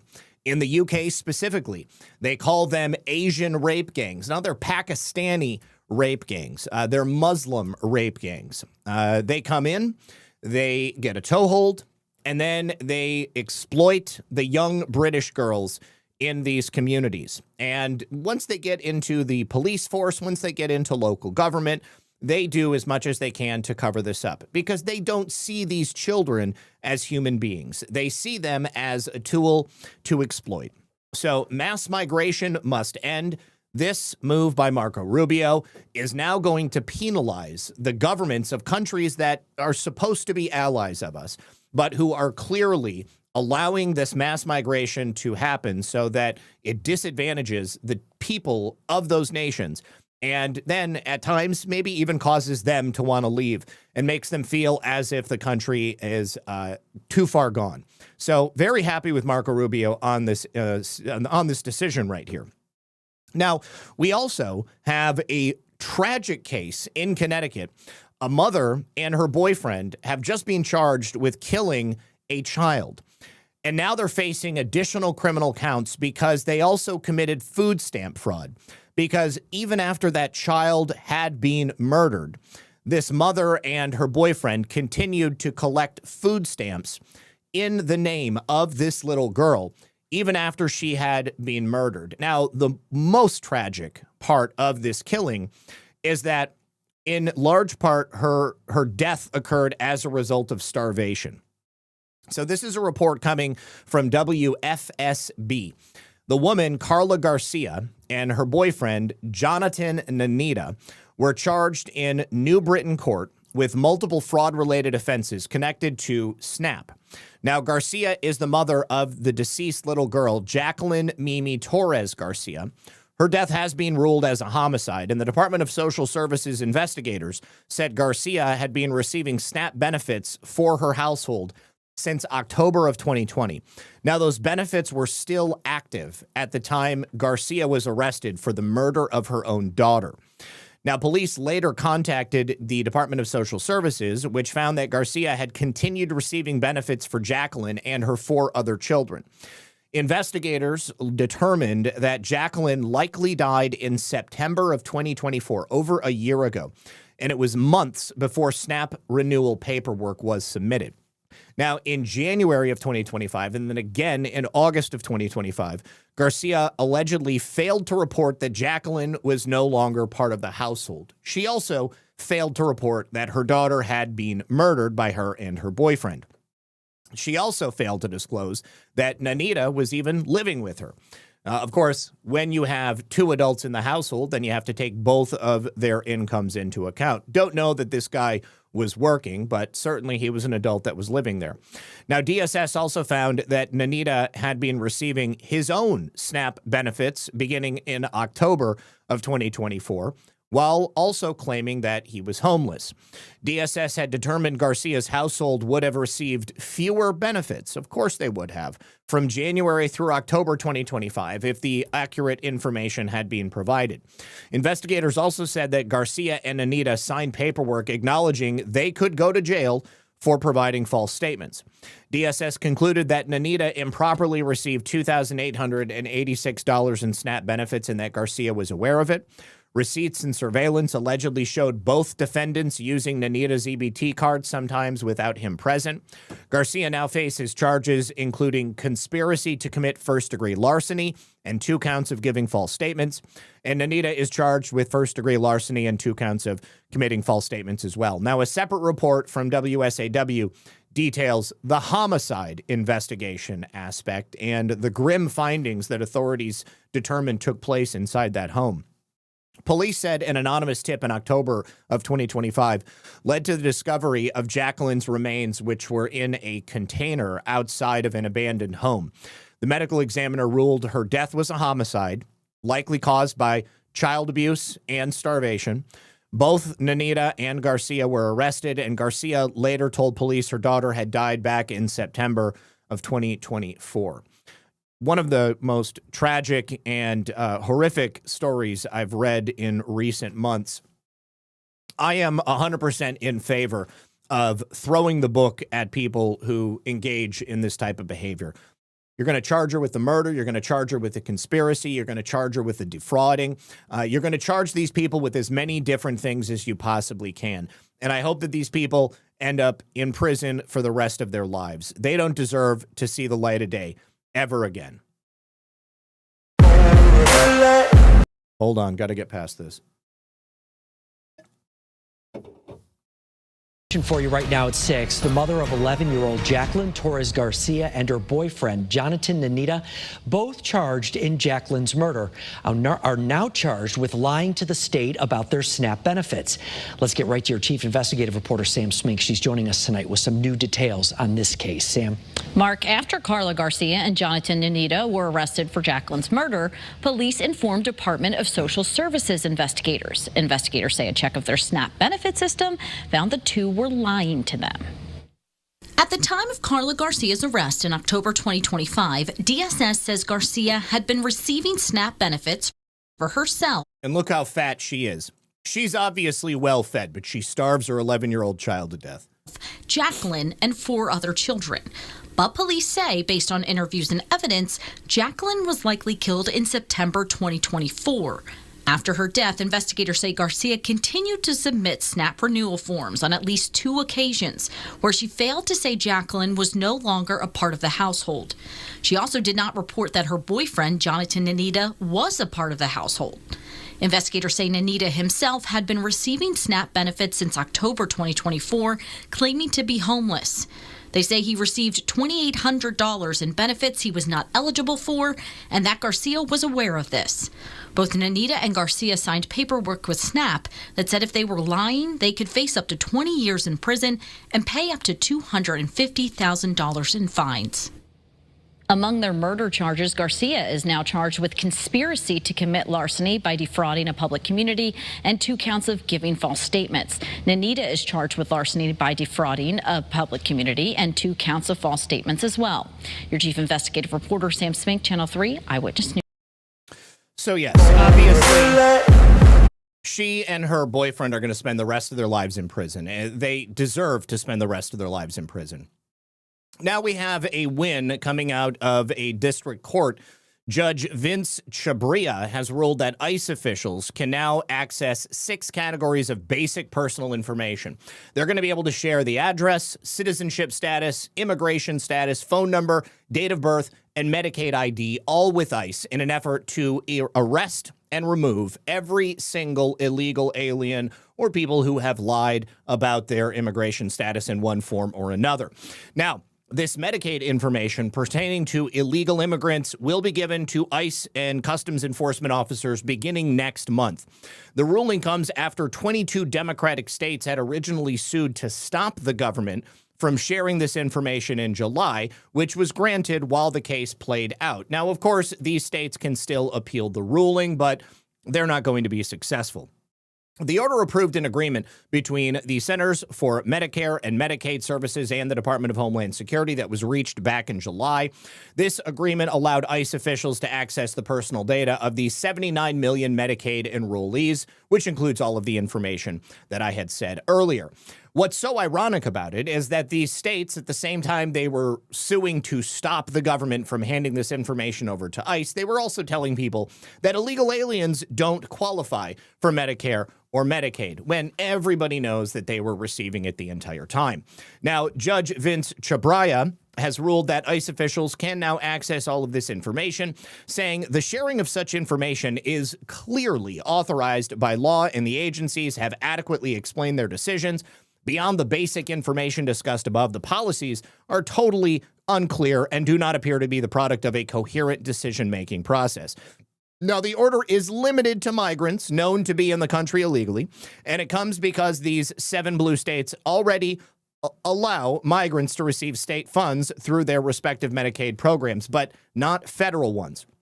Those states in question are California, Colorado, Illinois, Minnesota, New York, Oregon, and Washington, all states that we know immediately need to be addressed in terms of illegal aliens sucking up resources and making our streets less safe. Now, we've also got new information coming out of Housing and Urban Development. The Director of Housing and Urban Development, the Secretary of HUD, has reported they have identified over $5 billion in questionable rental aid. That includes payments to dead people, to non-citizens. We're talking over 30,000 individuals who, under the Biden administration, were allowed to qualify for HUD subsidies. This is a huge, huge bombshell, and it blows the lid off yet another in a long series of Biden-era taxpayer scandals. Now, according to HUD's own fiscal year 2025 agency financial report, this $5 billion in rental assistance payments during the final year of the Biden regime were all flagged as questionable or improper, which, of course, shows that these systemic failures were allowed to continue, despite the fact that people said this might not be a good idea. There was quite literally no oversight, just as we're seeing in Minneapolis, just as we're seeing in Ohio, just as we're seeing in Maine, just as we're seeing in Maryland, in so many other places around the country. It is a breathtaking level of incompetence that is occurring not only at the state level, but also at the federal level. Now, according to Scott Turner and the Housing and Urban Development, tens of thousands of payments were made to people who were known to already be dead. I have said previously, it's amazing to me what they allow to go through. When my father died, his Social Security number was immediately flagged as him being deceased, and they shut down all of his bank accounts. Everything had to immediately go into probate. So why is it that when somebody is known to be deceased, in other areas of the government, they don't shut down payments that are already going out? Seems like they don't shut down. Yes, it is planned fraud. It is absolutely planned fraud. They don't shut down their SNAP benefits. They don't shut down their Medicare benefits. They don't shut down their HUD benefits. They don't shut down their welfare benefits. The money just keeps flowing. Thousands more went to recipients who may not have ever been eligible to receive taxpayer funding housing assistance. Now, what's also shocking about this is that while all of this money is flowing to the dead and to illegals, real Americans who are suffering and had applied for housing assistance, they're, of course, unable to receive it because there is only so much to go around. When you get into the nitty-gritty of the HUD report, you have an admission that the federal systems failed to stop these payments to 30,054 deceased individuals who were either still listed as active tenants or they continued receiving rental assistance after their deaths. So then you have the question of who was receiving the assistance in their stead. Somebody was alive and living in those homes or those apartments. Somebody was taking advantage of those rental payments going out after this person had died. Every single one of those people needs to be charged with fraud, and they need to claw back that money. HUD officials have acknowledged that only after cross-checking Treasury databases did they finally identify the scope of the problem, meaning for many years, taxpayers were unknowingly footing the bill for people who simply don't even exist. Over 30,000 dead people receiving housing isn't an accident. It was systematic fraud by Biden and the left. HUD will hold those who defrauded the American taxpayers accountable, HUD Secretary Scott Turner wrote on X. Now, according to the report, HUD used an automation that compared U.S. Department of Treasury databases to HUD's own records to automatically flag deceased tenants still listed in rental assistance programs. Using that automation, HUD identified 30,054 deceased tenants either actively enrolled in a rental assistance program at the time of the analysis or who had received assistance after they died. Now, using that automation and the Treasury database, that allows HUD to better confirm that taxpayer money is going where it should and take actions to keep it from going where it shouldn't. It's shocking to me that in the modern age that they are only just now beginning to get to the point where they can use this information that's already in the hands of the government.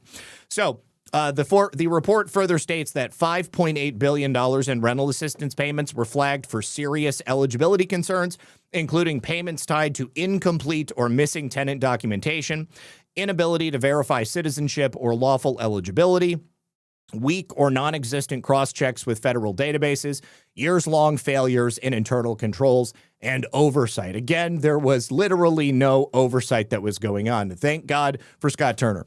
HUD officials acknowledged that thousands of recipients may never have been eligible, might have been non-citizens, yet payments continued to flow anyway. HUD reviewed the fiscal year 2024 rental assistance payments, which totaled $50.4 billion, which identified payments to deceased tenants and tenants with invalid Social Security numbers. For the first time, HUD evaluated all 4+ million tenant records and the registration status of more than 21,000 recipient organizations, uncovering eligibility issues affecting more than 200,000 tenants and identifying a questionable payments totaling $5.8 billion, roughly 10% of what HUD was doing every single year, including approximately $4.3 billion, which is 26.4% of PBRA payments, and $1.5 billion, which is 4.4% of TBR payments. Even more damning, HUD's leadership openly admitted in the report that financial controls deteriorated under the Biden administration, creating material weaknesses in governance, data integrity, and payment oversight. I would love to see a comparison to what the HUD programs looked like during the Trump administration, the first Trump administration, and then how they ballooned during the Biden administration, because it appears that across the board there was this giant jump in every single one of these entitlement programs. They describe in the report absent or ineffective internal controls, poor governance structures, lack of enforcement priorities, failure to stop improper payments in real time. And this enabled billions of dollars to be wasted, money which clearly could have gone maybe to American citizens or just not be spent at all, could have been used to get veterans or seniors into a position where they could better take care of themselves, or anybody who actually needed the help of the government. HUD officials told the New York Post that a large concentration of these questionable rental assistance funds flowed to, wouldn't you know it, Democrat-run strongholds, places like New York, California, and Washington, D.C. Yet the payments to deceased recipients were actually found in all 50 states, which shows that this is systemic, it is nationwide, and it's not something that can just be blamed on Democrat-run states. For 4 years, the left abused American taxpayers, and now light is exposing darkness from Minnesota to D.C. to New York to California, Turner wrote. And he also gave a statement to the Post. He said a massive abuse of taxpayer dollars not only occurred under President Joe Biden's watch, but was effectively incentivized by his administration's failure to implement strong financial controls, resulting in billions dollars worth of improper rental payments. HUD will continue investigating the shocking results and will take appropriate action to hold bad actors accountable. So the people who were benefiting from these schemes, they're going to be prosecuted. The department is advancing efforts made under President Trump's first administration to strengthen program integrity and ensure taxpayer-funded assistance serves the vulnerable communities that it was intended for. The around 11% of taxpayer dollars from HUD went to more than 200,000 possibly ineligible tenants, of whom 29,715 were dead, 9,472 were non-citizens, and 165,383, which is 82% of the people receiving this money, were receiving sums that exceeded the threshold for assistance in that geographic region, particularly in New Orleans and other large metro areas. So can't wait to see where this goes. Between October of 2023 and September of 2024, $33 billion was spent on tenant-based rental assistance for more than 4 million households, and $16 billion was spent on project-based rental assistance, all of which the audit reviewed. More than 200,000 tenants were flagged, and then they just go into the specifics that we already spoke about. Now, much like Nick Shirley in Minnesota, another set of independent journalists, this time muckraker.com, have decided to do the exact same thing in Columbus, Ohio, where we know there is a huge problem with the Somali community, where they're eating the dogs and they're eating the cats. Columbus, Ohio is the second largest Somali enclave in the United States. And this young journalist, Anthony and Josh Rubin, kicked off this visit to Columbus, Ohio by heading to the Great Minds Learning Academy. I don't know if anybody here is in Columbus, but Rubin and his team posted this video where they go and knock on the door during business hours, much like Shirley and his friend David did. But the building appears to be completely deserted. There's no signs of activity. It is listed as a licensed and active child care center serving children from 6 weeks old to 12 years old, and they have a capacity of 36 children. Let's go ahead and take a look at the video. Now, much like the locations in Minnesota, the place does not appear to have any children. The playground outside appears to not be used at all. Broken down equipment. There are dirty and gross mattresses lining the area where children would otherwise play. Doesn't appear that any children are there at all. It's a daycare center owned by Somalians and stuff like that. Have you ever seen any kids in this place here? No, not that I know of. I just seen it, the building itself. I've never seen nobody come out the building or go in the building. You've never seen anybody over there? No, not at all. So right now we are in front of the Great Minds Learning Academy. Gigi, if you want to go start looking for these locations in Columbus and you want to get video, pictures, take a look, get some current pictures of buildings, because I see a lot of people going on Google Earth and Google Maps and using pictures from there. A lot of those images can be out of date. So I would love to see what they look like today. If you can get pictures and video and you want to send them to me, like to my email or like DM on X or something like that, we'll put them on the show. We'll talk about them here on the show. This is one of the many daycare centers, learning centers here in Columbus, Ohio that are associated with the Somali community. As you know, Nick Shirley put out a bombshell report about all these fraudulent Once again, liberal white woman. daycare facilities in Minneapolis, Minnesota. So we wanted to come out to Columbus, Ohio, and investigate what might be going on in the second largest Somali community in the United States of America. So this place here is the first place we're gonna knock, and we're gonna see if anybody picks up or answers the door. Now take a look. Ohio, step up to quality. This program is Gold Award rated. The Great Minds Learning Academy has been recognized by the state of Ohio. Let's see.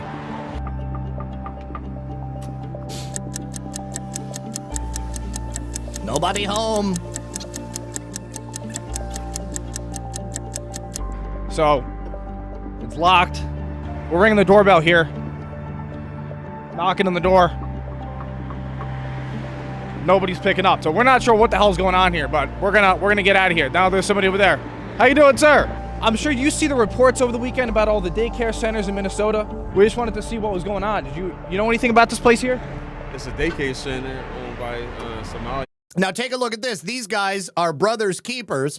This is apparently a diversion after school and substance abuse location where kids can go and, you know, engage in, non-dangerous activities after school, a place where, you know, they can go hang out like kind of like big brothers, big sisters.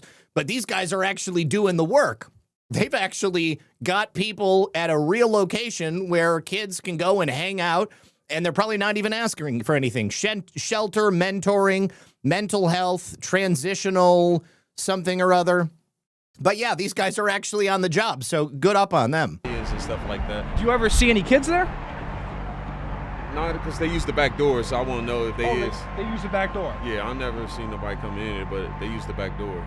But have you ever seen any kid? You live around here? Yeah, on this building right here. Oh, you're in this building? Yeah. You're in this building too?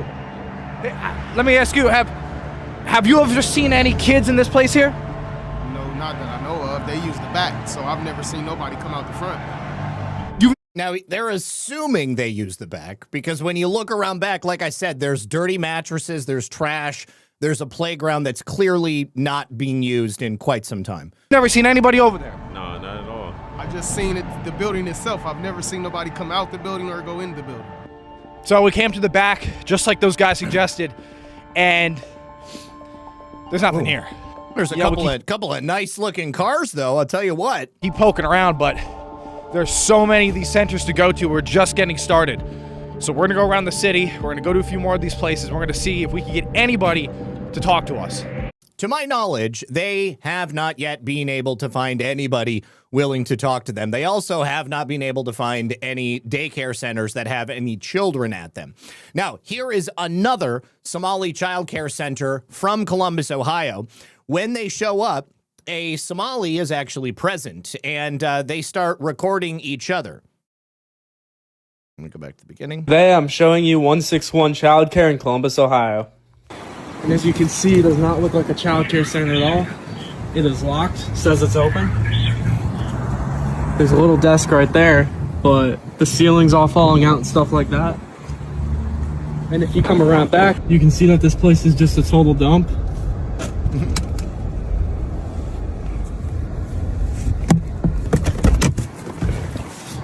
Literal just debris everywhere.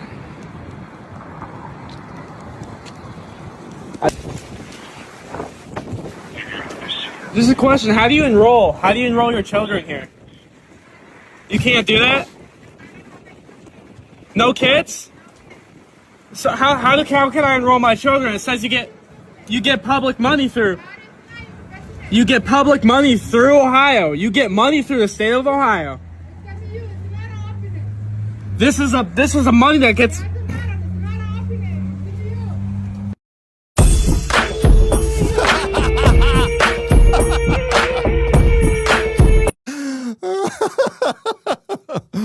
Oh my goodness. BRB. On my way to Minnesota to make millions. I shared this Sopranos meme earlier. It was Tony driving to work at 6 a.m. when you realized you could have just started a Somali-run daycare center and you would have been a millionaire by now. Oh, and take a look at this. In Ohio, 29 Somalians were indicted in a sex trafficking ring that spanned 3 U.S. states. It was actually run by Minneapolis-based Somali gangs. So there's a direct correlation between the Somalis in Minneapolis and then the Somalis in Ohio. So they appear to be organized and not simply disparate factions of the same ethnic groups. Let me say thank you to one Ohio gal now who says money that cannot be clawed back can be paid by putting the American criminals onto chain gangs and cleaning up highways. I am 100% in favor of that. We should be putting these people to work. They need to be returning that effort to the people. Now, let's talk about Quality Learning Center. We learned yesterday, officially, Quality Learning Center, or rather Quality Learing Center, had been shut down. Now, it turns out that despite that announcement, the owners of Quality Learing Center, in response to the reports, they started showing up and having the Somali community bring their kids to that location in a pretty clear effort to try and cover up their crimes. So this is a full PR disaster for the Somali community. And, of course, it could be a legal disaster for them as well.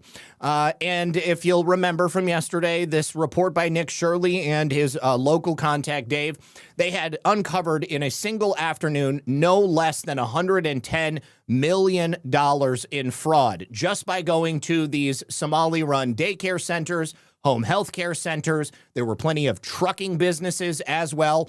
All of them appear to be operating out of the same addresses. They are likely all companies that simply don't exist. Oh, I almost forgot about the local transportation businesses as well. Now, here are some new videos that came out of that. First of all, we had a message from the person in the Minneapolis state government. She is the Department of Children Commissioner. Her name is Tiki Brown. She claims that Quality Learing Center actually closed down last week. So that's how she explains that no people were present, no children were present. That's the only reason, she says. However, Quality Learing Center, as I just stated, showed up with a bunch of kids and acted as if, oh, no, business as usual, everything is fine. These kids were trucked in, and a local who was present when all of this was happening, probably the one filming, said that this is the very first time they've ever seen kids going into the building. So this came out early yesterday in response to Nick Shirley's report. Is there fraud going on here? No, it's a video. I just want to know. What's your response? Huh? Get the out of here.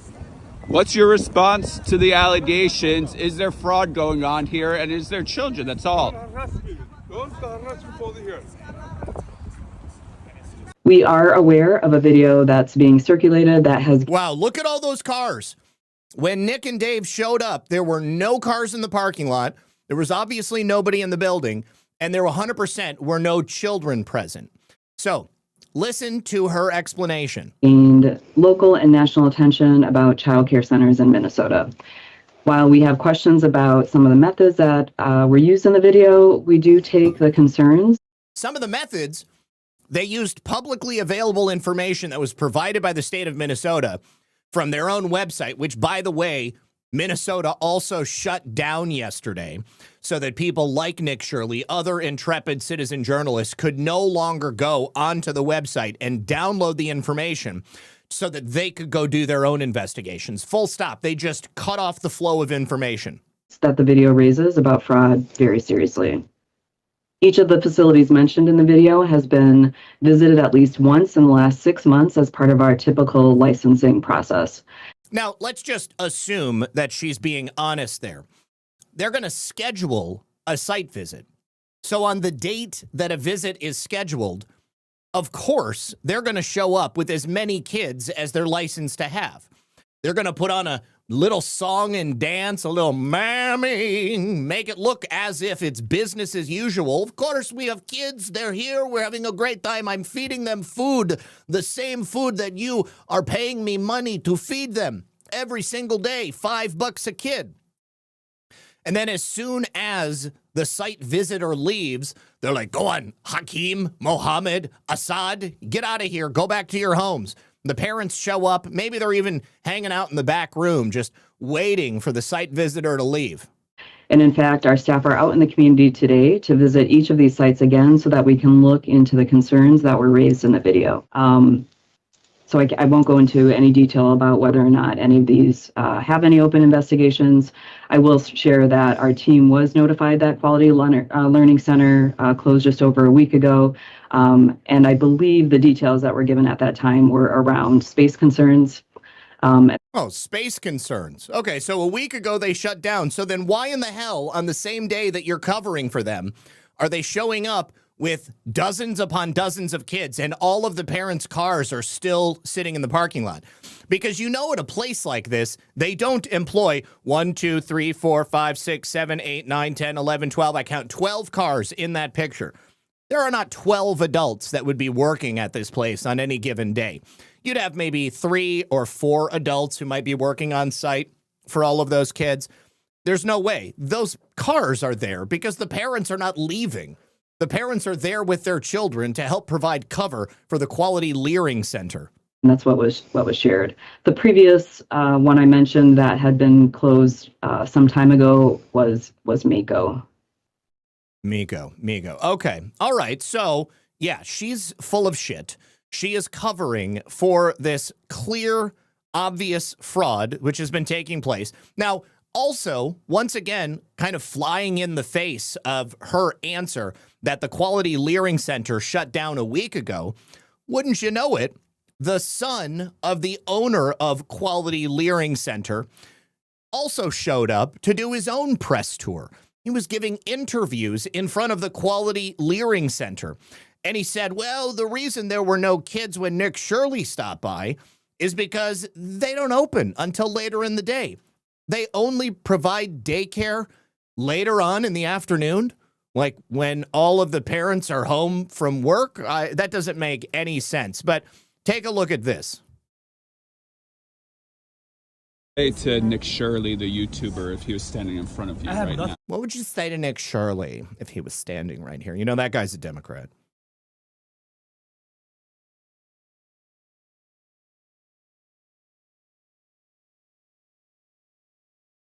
Oh, come on. Say to Nick Shirley, the YouTuber, if he was standing in front of you right now. I have nothing against him himself, but I do have something against the rhetoric. It's if you're going to be a journalist, just have a moral compass. Okay, hold on. If you're going to be a journalist, you do research. You get the information, the publicly available data from the state of Minnesota, which includes the address, the amount of money that's being paid out, the capacity of these children, the owners. And first, you would attempt to call them. You do your due diligence. You call. If they don't answer, you show up. That's exactly what Nick Shirley did. There's no rhetoric here. There's no rhetoric. The only rhetoric that I see is coming from the people who are covering for those who are committing fraud. Do what you do correctly. If you catch business that are fraud, no one here is with that, or we don't support that as a community. I don't support that myself. I was born and raised here. I'm not for fraud. My parents were cousins when they came here, and then they got married, and they had me. Take a look. Notion that, hey, a certain batch of somebody got caught, so all of them support it. It's like, no one. If in any community, any mishaps that happen, the rest of the community obviously doesn't want that to happen. It's a stain on all of our names, as you guys can see. We don't want that to happen. We don't take part in that. We don't like that. We don't want that in our communities.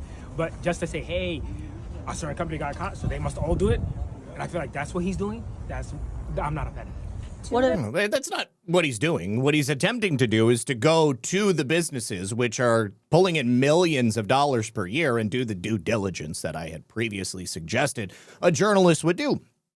You would call the business, you would go to the business, you would verify to make sure that they are an operating business. And when you show up and every single one of these Somali-owned businesses appear to not be in operation, but collecting millions of dollars every year in state funds, which are federal funds, tax dollars being given to these states, what other conclusion are you going to come to? Nobody is saying that it's all Somalis.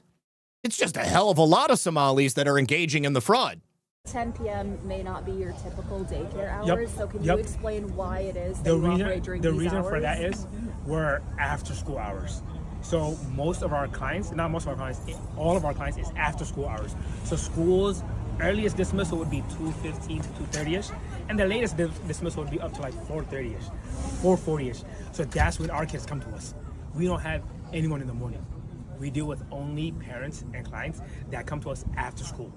So that's why ours are 2 to 10 p.m. If we try to do, once again, I'd like to conclude, the YouTuber that was making the claims, you were here earlier today. I came here at 1 o'clock. You were here. Where are you now? You claim we're closed. You claim we're a fraud. Where are you? Why are you not here right now? It's like...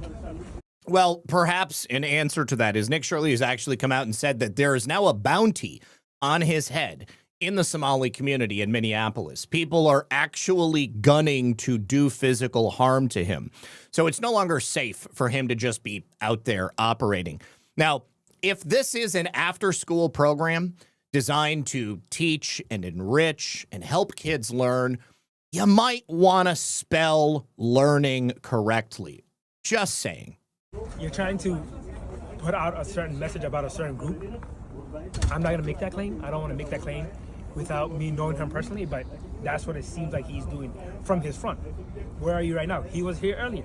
He was recording us. We had no issue with it. We told him, hey, just get off our property. You can record. No, he's not here. All right. So that is the son of the owner for the business that allegedly shut down a week prior, according to the state government of Minnesota. Here is yet another Somali-run daycare center. This is an adult daycare center, the Hiawatha Adult Daycare Center. Now, according to the Minnesota DHS, their license is still active, and it's actually set for renewal on January 1st of 2026. Now, when you go to the business on Google, Google actually lists it as being permanently closed. So according to Google, it's not a business that is actually in operation anymore. But the Minnesota Department of Human Services, as far as they're concerned, it is in operation. They have a capacity for 145 individuals. They take people 35 years and older. It's an adult day service for functionally impaired adults with an individualized and coordinated set of services, including health services, social services, nutritional services that are directed at maintaining or improving the participants' capabilities for self-care. Yeah, sure, Jan. Sure, Jan. Let's take a look at the video of the citizen journalist that discovered this. This is another daycare center scams. This is probably one of the biggest daycare centers in this place, in this area. It's basically it used to be a warehouse, and they turned it into adult daycare centers, and there are literally a couple hundred of them in here from this same building. Couple hundred of the same types of businesses in the same location. All right, before we continue, brief message from our friends over here on Rumble. You guys, if you still haven't tried 1775 coffee, there is still time. They've got some of those starter kits available. In those starter kits, you're going to get their bold dark roast, their smooth medium roast, and that Vitality mushroom coffee that is clean energy with laser focus and no crash. All of it made from the highest quality beans, single origin, small batch, toxin, and mold free. Plus, you're going to get a gold spoon clip, a very strong frother, and a black 1775 tumbler. It's $170 worth of coffee and gear, and it's all yours for only $99. This is for the people who've watched 1775 blow up on Rumble and wonder if it's actually worth it. Truly it is. It's great coffee. So go to 1775coffee.com/studio and grab one of these starter kits before they're gone. Bold beans, clean fuel, and a morning routine that stands for something just like Rumble does. You can use the link that you see below, or you can use that QR code that you see on screen. Thank you very much to Rumble and 1775 Coffee. Thank you also to G Fontes 119, some Ali's and some hamheads not asking you to read this. Of course, I'm going to read it. Thank you also very much to Kaz1012, who says, Happy New Year, buddy. No thanks, Joe. Thanks, Lisa and Zach. Happy Taco Tuesday. As always, you're one of the best at keeping us properly informed. You do great work. God bless and be safe. Thank you, my friend. Sean Joe, thank you for the can and the cookie. Thank you to Hogleg71 for the cookie. Thank you to Sunshine for the cookie. Thank you to Jay for the 917 gold pills. Thank you to Hogleg for another cookie and another can. Great show, Zach. Thank you for what you do. Appreciate you, homie. Thank you to Tin Man 1295 for the cookie. And thank you to Filter Dog, who says the Learing Center has over 100 violations. Why would it be opened? Yes, that's correct. It doesn't matter. When it was another business prior to this under the same ownership, it was shut down. It was raided by the FBI. Talked about that yesterday. This is not the end for the scams in Minnesota and in other states. Take a look at this. We've actually talked about Lutheran Social Services before, but Lutheran Social Services is a network of nonprofit social service organizations that operates throughout the entire United States. They get government-funded grants and they provide charitable services, but this charity begins with the money that they earn through your hard work. Now, the funny part of it is, as traditionally you will see in these non-governmental organizations, 501c3s, some of the money goes to the prescribed use that they claim they are using it for. But then a lot of that money ends up going to the people running these 501c3s. Their CEOs across a number of different states can make as little as $300,000 to up to $400,000 a year. They are the ones who are resettling these migrants and refugees to states all across the country. They have the most generous welfare and social assistance programs. Most of these Lutheran social service affiliates get 70 to 90% of their revenue from government sources. They get funded from federal programs that are provided by Health and Human Services, DHS, HUD, Medicaid, and refugee programs. They also are recipients of state and county contracts, and they also get smaller amounts from donations and grants of other types. Now, the Minnesota affiliate specifically reported $222.9 million in government fees and grants only for the fiscal year of 2024. Their Illinois affiliate received $78 million in government grants in the fiscal year of 2024. These people receiving vast salaries, nearly $500,000 a year, are the ones that are responsible for placing these third world individuals into your neighborhoods using resources that ostensibly should be used for your community. So if you support Lutheran Social Services, you should probably consider stopping. Now, take a look at this. Dustin Grage, another great journalist out of Minnesota, actually brings us another report, yet again, home health care fraud, this time a company called Community Care Partners. Now, this young woman took a look at her billing for her Medicaid, Medicare, whatever it might be, and she saw that Community Care Partners was using her account to charge billing. Now, they were a small company, and then they changed hands to another Somali owner, and suddenly their revenue surged by 70 times in 1 year. Take a look at this. I wonder how long it's going to take the state of Minnesota to do something about this business, or maybe it'll be the FBI that does. Well, it was weird. I was looking at my claims, and I saw this company called Community Care Partners in there, and I was like, who are these people? They were billing her Medicaid. Day after day. Billing a lot. $188.90. Week after week. Same thing. Month after month. Until you saw their name on your insurance billing, had you ever heard of this company? No. This company, Community Care Partners, has never worked with me in any way, shape, or form. Like, who are you? I don't know who you are. Who are Community Care Partners? This will be familiar to you. Just like all of these other Somali-run companies, their website appears to be just kind of a basic form. This is an easy thing to do. You could put together something like this in an afternoon, especially if you don't actually have anybody working there.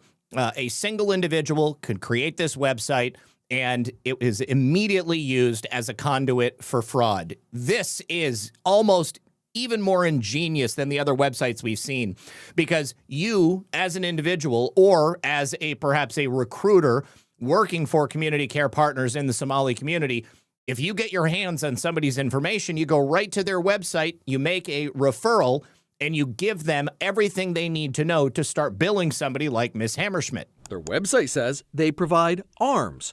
ARMS is the acronym for Adult Rehabilitative Mental Health Services, a Medicaid program overseen by the Minnesota Department of Human Services that helps an individual develop and enhance psychiatric stability. I've never received any type of armed services. Online, Community Care Partners solicits referrals with very detailed information requested. The exact info you'd need to start billing someone's Medicaid. When you click on Meet Our Team, you get a page with no information. There's nobody there. It does say, find us at our working location in St. Anthony. Let's go see. Oh, so just like Nick Shirley, this journalist does his due diligence. Gives them a call, nobody answers. Goes to their location, nobody's working. If Community Care Partners is actually here. So Care 11 set out to do just that. This is the address. It says it's Suite 312. We found a small sign on a door and a mailbox, but no one answered. Doesn't look like anybody's actually here. It's 1:45, so we're in the middle of the day during business hours. The Secretary of State website listed a manager. When Care 11 contacted her, she provided evidence that she'd sold the business in December 2023. That sale happened before the ghost billing to Erna's insurance started, and the timing raises even further questions. State Medicaid data reveals Community Care Partners billed just $20,000 in 2022 and $10,000 in 2023.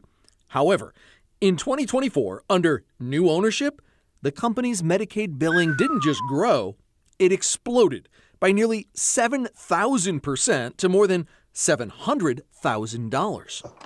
And at least in Erna's case, the money was paid when no services were provided. To be blunt, you feel like fraud was committed? Oh, absolutely. There's no way it was not committed. Eventually, Care 11 received an email from one of the current owners, Mohammed, who refused to participate in an interview but acknowledged fraudulent billing. He wrote that when they learned of a client's allegations, we immediately conducted an internal review and, that same day, terminated the staff member involved. Oh, isn't that convenient? Well, I guarantee you that is still going on. Now, it would appear that Nick Shirley and his friend Dave were able to get back out onto the street. And it also looks like Quality Learing Center learned the lesson that it doesn't have much respect for your business if you have the learing, learning spelled as leering on the front of your business. Now, the gentleman also made shirts which say Quality Learing Center, and they wore them. Complaint against for leering. Filed a formal criminal complaint against Tim Walls for violating Minnesota Statute 3.971, Subdivision 9. When did you do that? Look at all those Somalis showing up to support the local business. 3 or 4 weeks ago. Recently. Okay. Yeah. So there's an investigation ongoing, and I think Tim's going to have a bad day, and he deserves it because he allowed this fraud because he wanted the voting block that the Somalis represent, because they all vote in a block, and it's 100,000, 150,000, who knows how many. But it's so bad now that when we go to a facility, they're already screaming, Nick Shirley, Nick Shirley, Nick Shirley. Unbelievable. Final reaction, Scott. You know, Tim also was saying that Minnesota is the #2 state to retire. Look at this. They fixed the sign. They called somebody up and had them come and fix the sign. Oh, gosh. You know, I can only hope that Tim Walls has charges filed against him formally. It's quite clear that he deserves it. Now, Tom Emmer, we spoke about him yesterday. He is he's the GOP majority whip in the House. He is a representative from Minnesota. He's also the co-founder of the Somali Caucus. He founded it with current Minnesota AG Keith Ellison, but Tom is going hard. It seems like he's trying to put some distance between himself and the Somali scammer community. Yesterday, he posted, "I'm calling for the denaturalization and deportation of every Somali engaged in fraud in Minnesota. I have 3 words regarding Somalis who have committed fraud against American taxpayers. Send them home. If they're here illegally, deport them immediately. If they're naturalized citizens, revoke their citizenship and deport them quickly thereafter." Echoing the statements that we read from Kash Patel yesterday. "If we need to change the law to do that, I will. Our nation will not tolerate those who take advantage of our charity and refuse to assimilate into our culture. Additionally, if any naturalized Somalis had undisclosed ties to terrorist organizations like Al-Shabaab, I want to see their citizenship revoked and their asses sent back immediately. Same goes for anyone who is found to have committed marriage fraud during their immigration process." That it'd be directed at Ilhan Omar. So I'm glad to see Tom doing this, and I hope that perhaps his proximity to this situation will get him to do what needs to be done so that we can get rid of these people. Now, additionally, we've had comments from Tom Emmer. We've had comments from Kash Patel. We've had comments from Pam Bondi. Now we have comments on this very issue from the Department of Homeland Security. Are pushing the idea that any Somalis who are convicted of defrauding American taxpayers as part of this scheme should have their legal status revoked, even their U.S. citizenship stripped away. Here's Republican Congressman from Minnesota, Tom Emmer. He says, quote, "I have 3 words regarding Somalis who have committed fraud against American taxpayers. Send them home. If they're here illegally, deport them immediately. If they're naturalized citizens, revoke their citizenship and deport them quickly after. If we need to change the law to do that, I will." Ron, as you are well aware, denaturalization is a pretty rare process. It's also very tedious. Should it be on the table here? Absolutely. That's the way the law works. If you defraud the government, and a lot of fraud going on in Minnesota in this case, the U.S. attorney is talking about up to $9 billion. You know, the federal government sends Minnesota $26 billion every year. That's about a third of their budget, and they certainly weren't watching what was happening. And so if these people are involved in fraud to get that money and send it all over the world to keep it for themselves, they may have lied on their citizenship applications. They might have lied on how they came into the country, et cetera, what benefits they exposed themselves to on the immigration side. And if they lied about that, then they could be removed if they're in the country as immigrants, and if they're citizens and they lied on those in that process, they could be denaturalized. And every single one of them should be denaturalized and sent back to Somalia. There is simply no other possible outcome here that would not satisfy the American people. Now, interestingly enough, once again, Keith Ellison appears to be drawn into this. This woman, a Muslim Somali, her nonprofit received $3 million from Minnesota to harness the courage of Somali women, whatever the hell that means. It was to battle racism, which she used to renovate her office. Now, in 2022, when Keith Ellison was running for Attorney General, she endorsed Keith Ellison. And then wouldn't you know it, after Keith Ellison wins, she and her business get this $3 million check from the state of Minnesota. Quid pro quo anyone. Now, Kash Patel has once again spoken out about this, and he says unilaterally these fraud probes were actually being done during the Biden administration, but they were actually buried by the Biden administration. He goes back to his statement yesterday saying that the FBI has already been aware of all of this, and we have been tracking and investigating these businesses for months. He actually went to Minnesota back in July to oversee these investigations and to confirm that progress was truly being made this time. The investigations that were opened under the Biden administration were buried by the Biden administration, which potentially implicates Biden administration allies. Now, again, it was said yesterday that they are looking at the state and federal employees and appointees who were involved in covering up all of this fraud. Between late May of this year and December of this year, the FBI had 16 open investigations into approximately 32 healthcare and home care providers that have already been accused of fraud.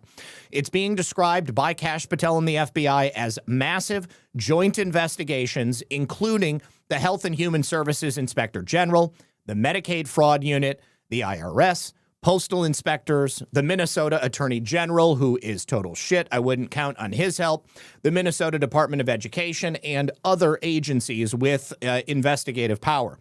The probes are now expanding in Minnesota, and investigators are exploring nationwide fraud schemes. So, RICO, anyone? FBI is now surging forensic accountants and data analytics teams to Minnesota, follow the money, identifying the fraud, following that money so that they can identify the entirety of the web and see exactly how far out it stretches. They're also investigating potential links to elected officials and, as we knew, terrorist financing.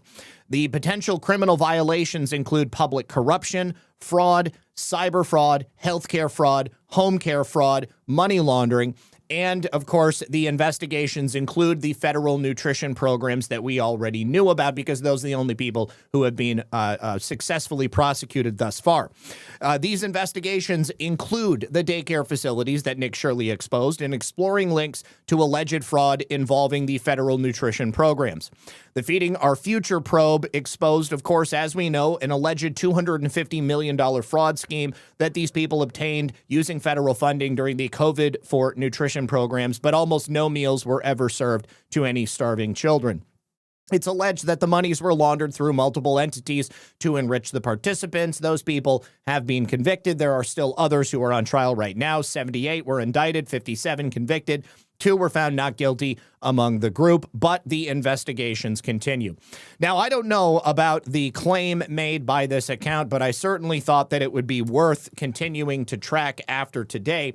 This individual, Retro Coast, don't know about them, but they say FBI agents in the FBI Minneapolis office took bribes from Somali daycare operators, developing story.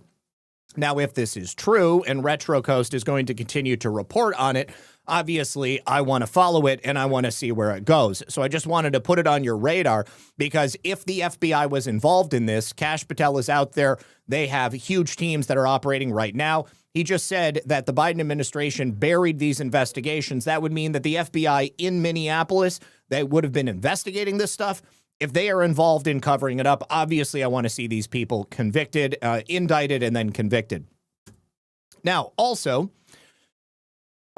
in Maine, a Somali company called Gateway Healthcare Services that we've spoken about before has had all of their funding halted by the state of Maine. The Department of Health and Human Services has stopped all payments to Gateway Community Services.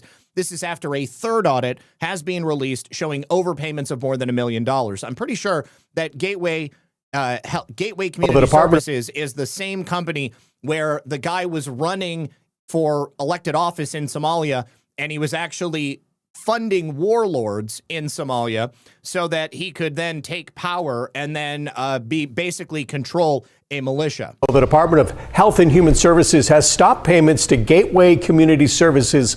This after a third audit has been released showing overpayments of more than $1 million. Gateway Community Services is a nonprofit that provides health care services to immigrants in the Poland and Lewiston areas. The newly released audit from 2021 and 2022, as we've been reporting between 2015 and 2018, the nonprofit was overpaid more than $600,000. Those audits have been done by DHHS. State Auditor Matt Dunlap saying the nonprofit will be included in the statewide audit, which will be released coming up in March. Also regarding the investigation into Gateway Community Services, State Rep Decca DeLocke and the nonprofit was named in a letter from U.S. House Oversight Committee Chairman James Comer earlier this week. Comer writing to the Treasury Department requesting suspicious activity reports relevant to the investigation into hundreds of millions of dollars of social services fraud. Decca DeLocke, of course, is a representative in the state of Maine. She is directly embroiled with this Gateway Community Services fraud. If they are going to go after and indict elected officials, she would be one such person who would be indicted. Now, very briefly before we close out for today's show, got just a couple of more pieces here. Yesterday, I told you about Beaver D. Beaver D had put together a tool called SomaliScan.com, which identified funding that was going to Somali individuals and businesses. And she says that there is nearly $1 trillion in government funding that she has found only in Minnesota, Ohio, and Washington. And she's not done with the investigation yet. She's estimating that nationwide, we could be looking at roughly $15 trillion in fraud, but she's starting to think that it may be more. Now, she is breaking it down among all of the various programs that the federal government provides money to the states for.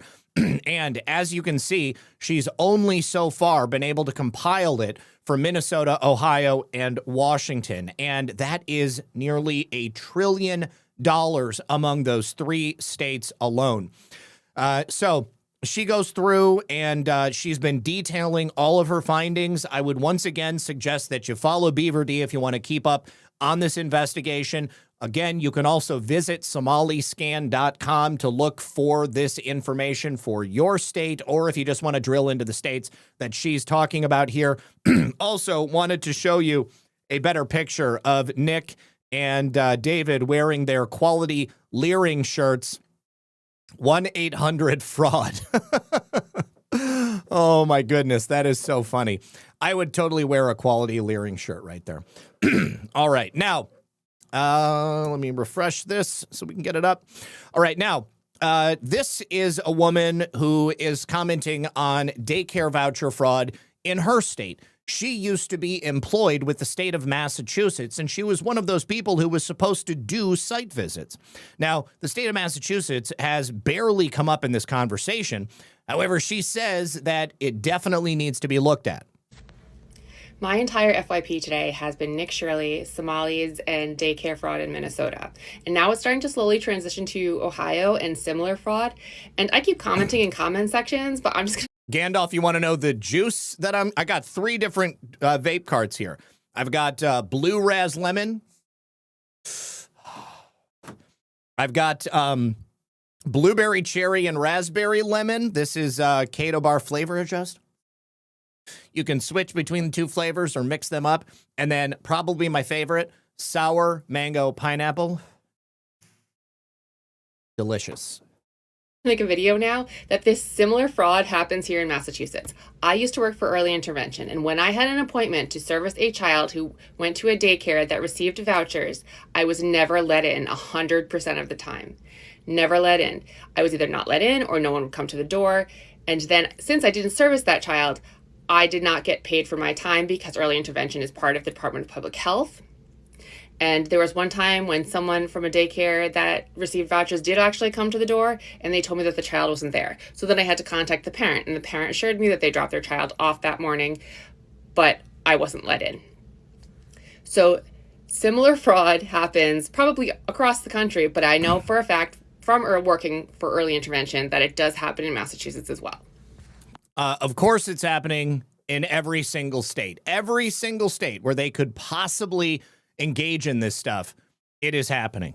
All right. Now, before we go, I have one final message from our friends over here on Rumble. You guys, I want to tell you a very quick story before we go about a family supporting this channel and many others on Rumble. Their father had a rare form of cognitive decline due to his military service that made it unable for him to work. The mother had to stop working too so she could take care of him. Well, their sons discovered new U.S. Library of Medicine studies on various mushroom blends that could significantly support cognitive function. So they began creating a complex mushroom supplement based on that research, not just to help their own family, but if they could, to help others as well. They nearly quit after multiple setbacks and having their first big batch actually stolen. Well, fast forward a couple of years, and now they speak at medical conventions nationwide, and their company is called Emerald Med, and their product massively supports brain, immune, blood, and heart function. Your cognitive function optimizes everything you do. You can get knees, heart, and kidneys replaced, but you cannot get a new brain. So investing in the only brain you'll have for the rest of your life is pretty smart. If you want to support a company that supports this channel and free speech with their marketing, you want to try a strong mushroom supplement. They are running a New Year's deal. If you just click the link below and use that code for 30% off today, it's currently the most concentrated mushroom gummy in the U.S., and it has up to 400 compounds. It's also rich in vitamins and minerals. With 6 formulas in one, it's like getting 6 supplements for the price of one. So you can click that link to try Emerald Med's mushroom gummies for 30% off today. And you can also use that QR code right there, and the code will be applied. Thank you so much to them for supporting the channel. Thank you, everybody here as well. Definitely appreciate you being here. I saw yesterday after I got off the air that there were a couple of Rumble rants that I missed, so I just wanted to say thank you specifically to them. I no longer have them pulled up, so I can't read them and I can't say specifically. But either way, thank you for being here, you guys. I'm going to go through, just let me make sure I don't have any. I do have a couple of pills left. Okay, Filter Dog. If the Somalis are low IQ, how did they come up with this fraud? Well, that's the thing. Somebody taught them. It doesn't mean that they came up with it, but it's at least somebody who was smart enough to figure out how to rake the government over the coals was able to do it. Hogleg71, thank you for the shades, and Ina, thank you for the cookie, and thank you for saying thank you. Let me pass out these gold pills, and I will send you guys off with a raid. Oh, I'm going to send you over to Brad and Abby. Definitely say hello to Brad and Abby for me. And I need to go pull up this link for Brad and Abby real quick. Okay. And, or no, I guess it's Badlands Book Club that's still on. So I will send you to Badlands Book Club. And I think that Brad and Abby are on after Badlands Book Club. So go raid. And there you go. All right, you guys. Thank you for being here. Don't forget about the other sponsors of the show. Everything is in the description of this video. Every time you purchase from these companies, you not only support an American business, but you also support Red Pill News. Thank you for being here. Good luck. God bless. And I will see you tomorrow right here at 5 p.m. for another episode of Red Pill News Live. See ya.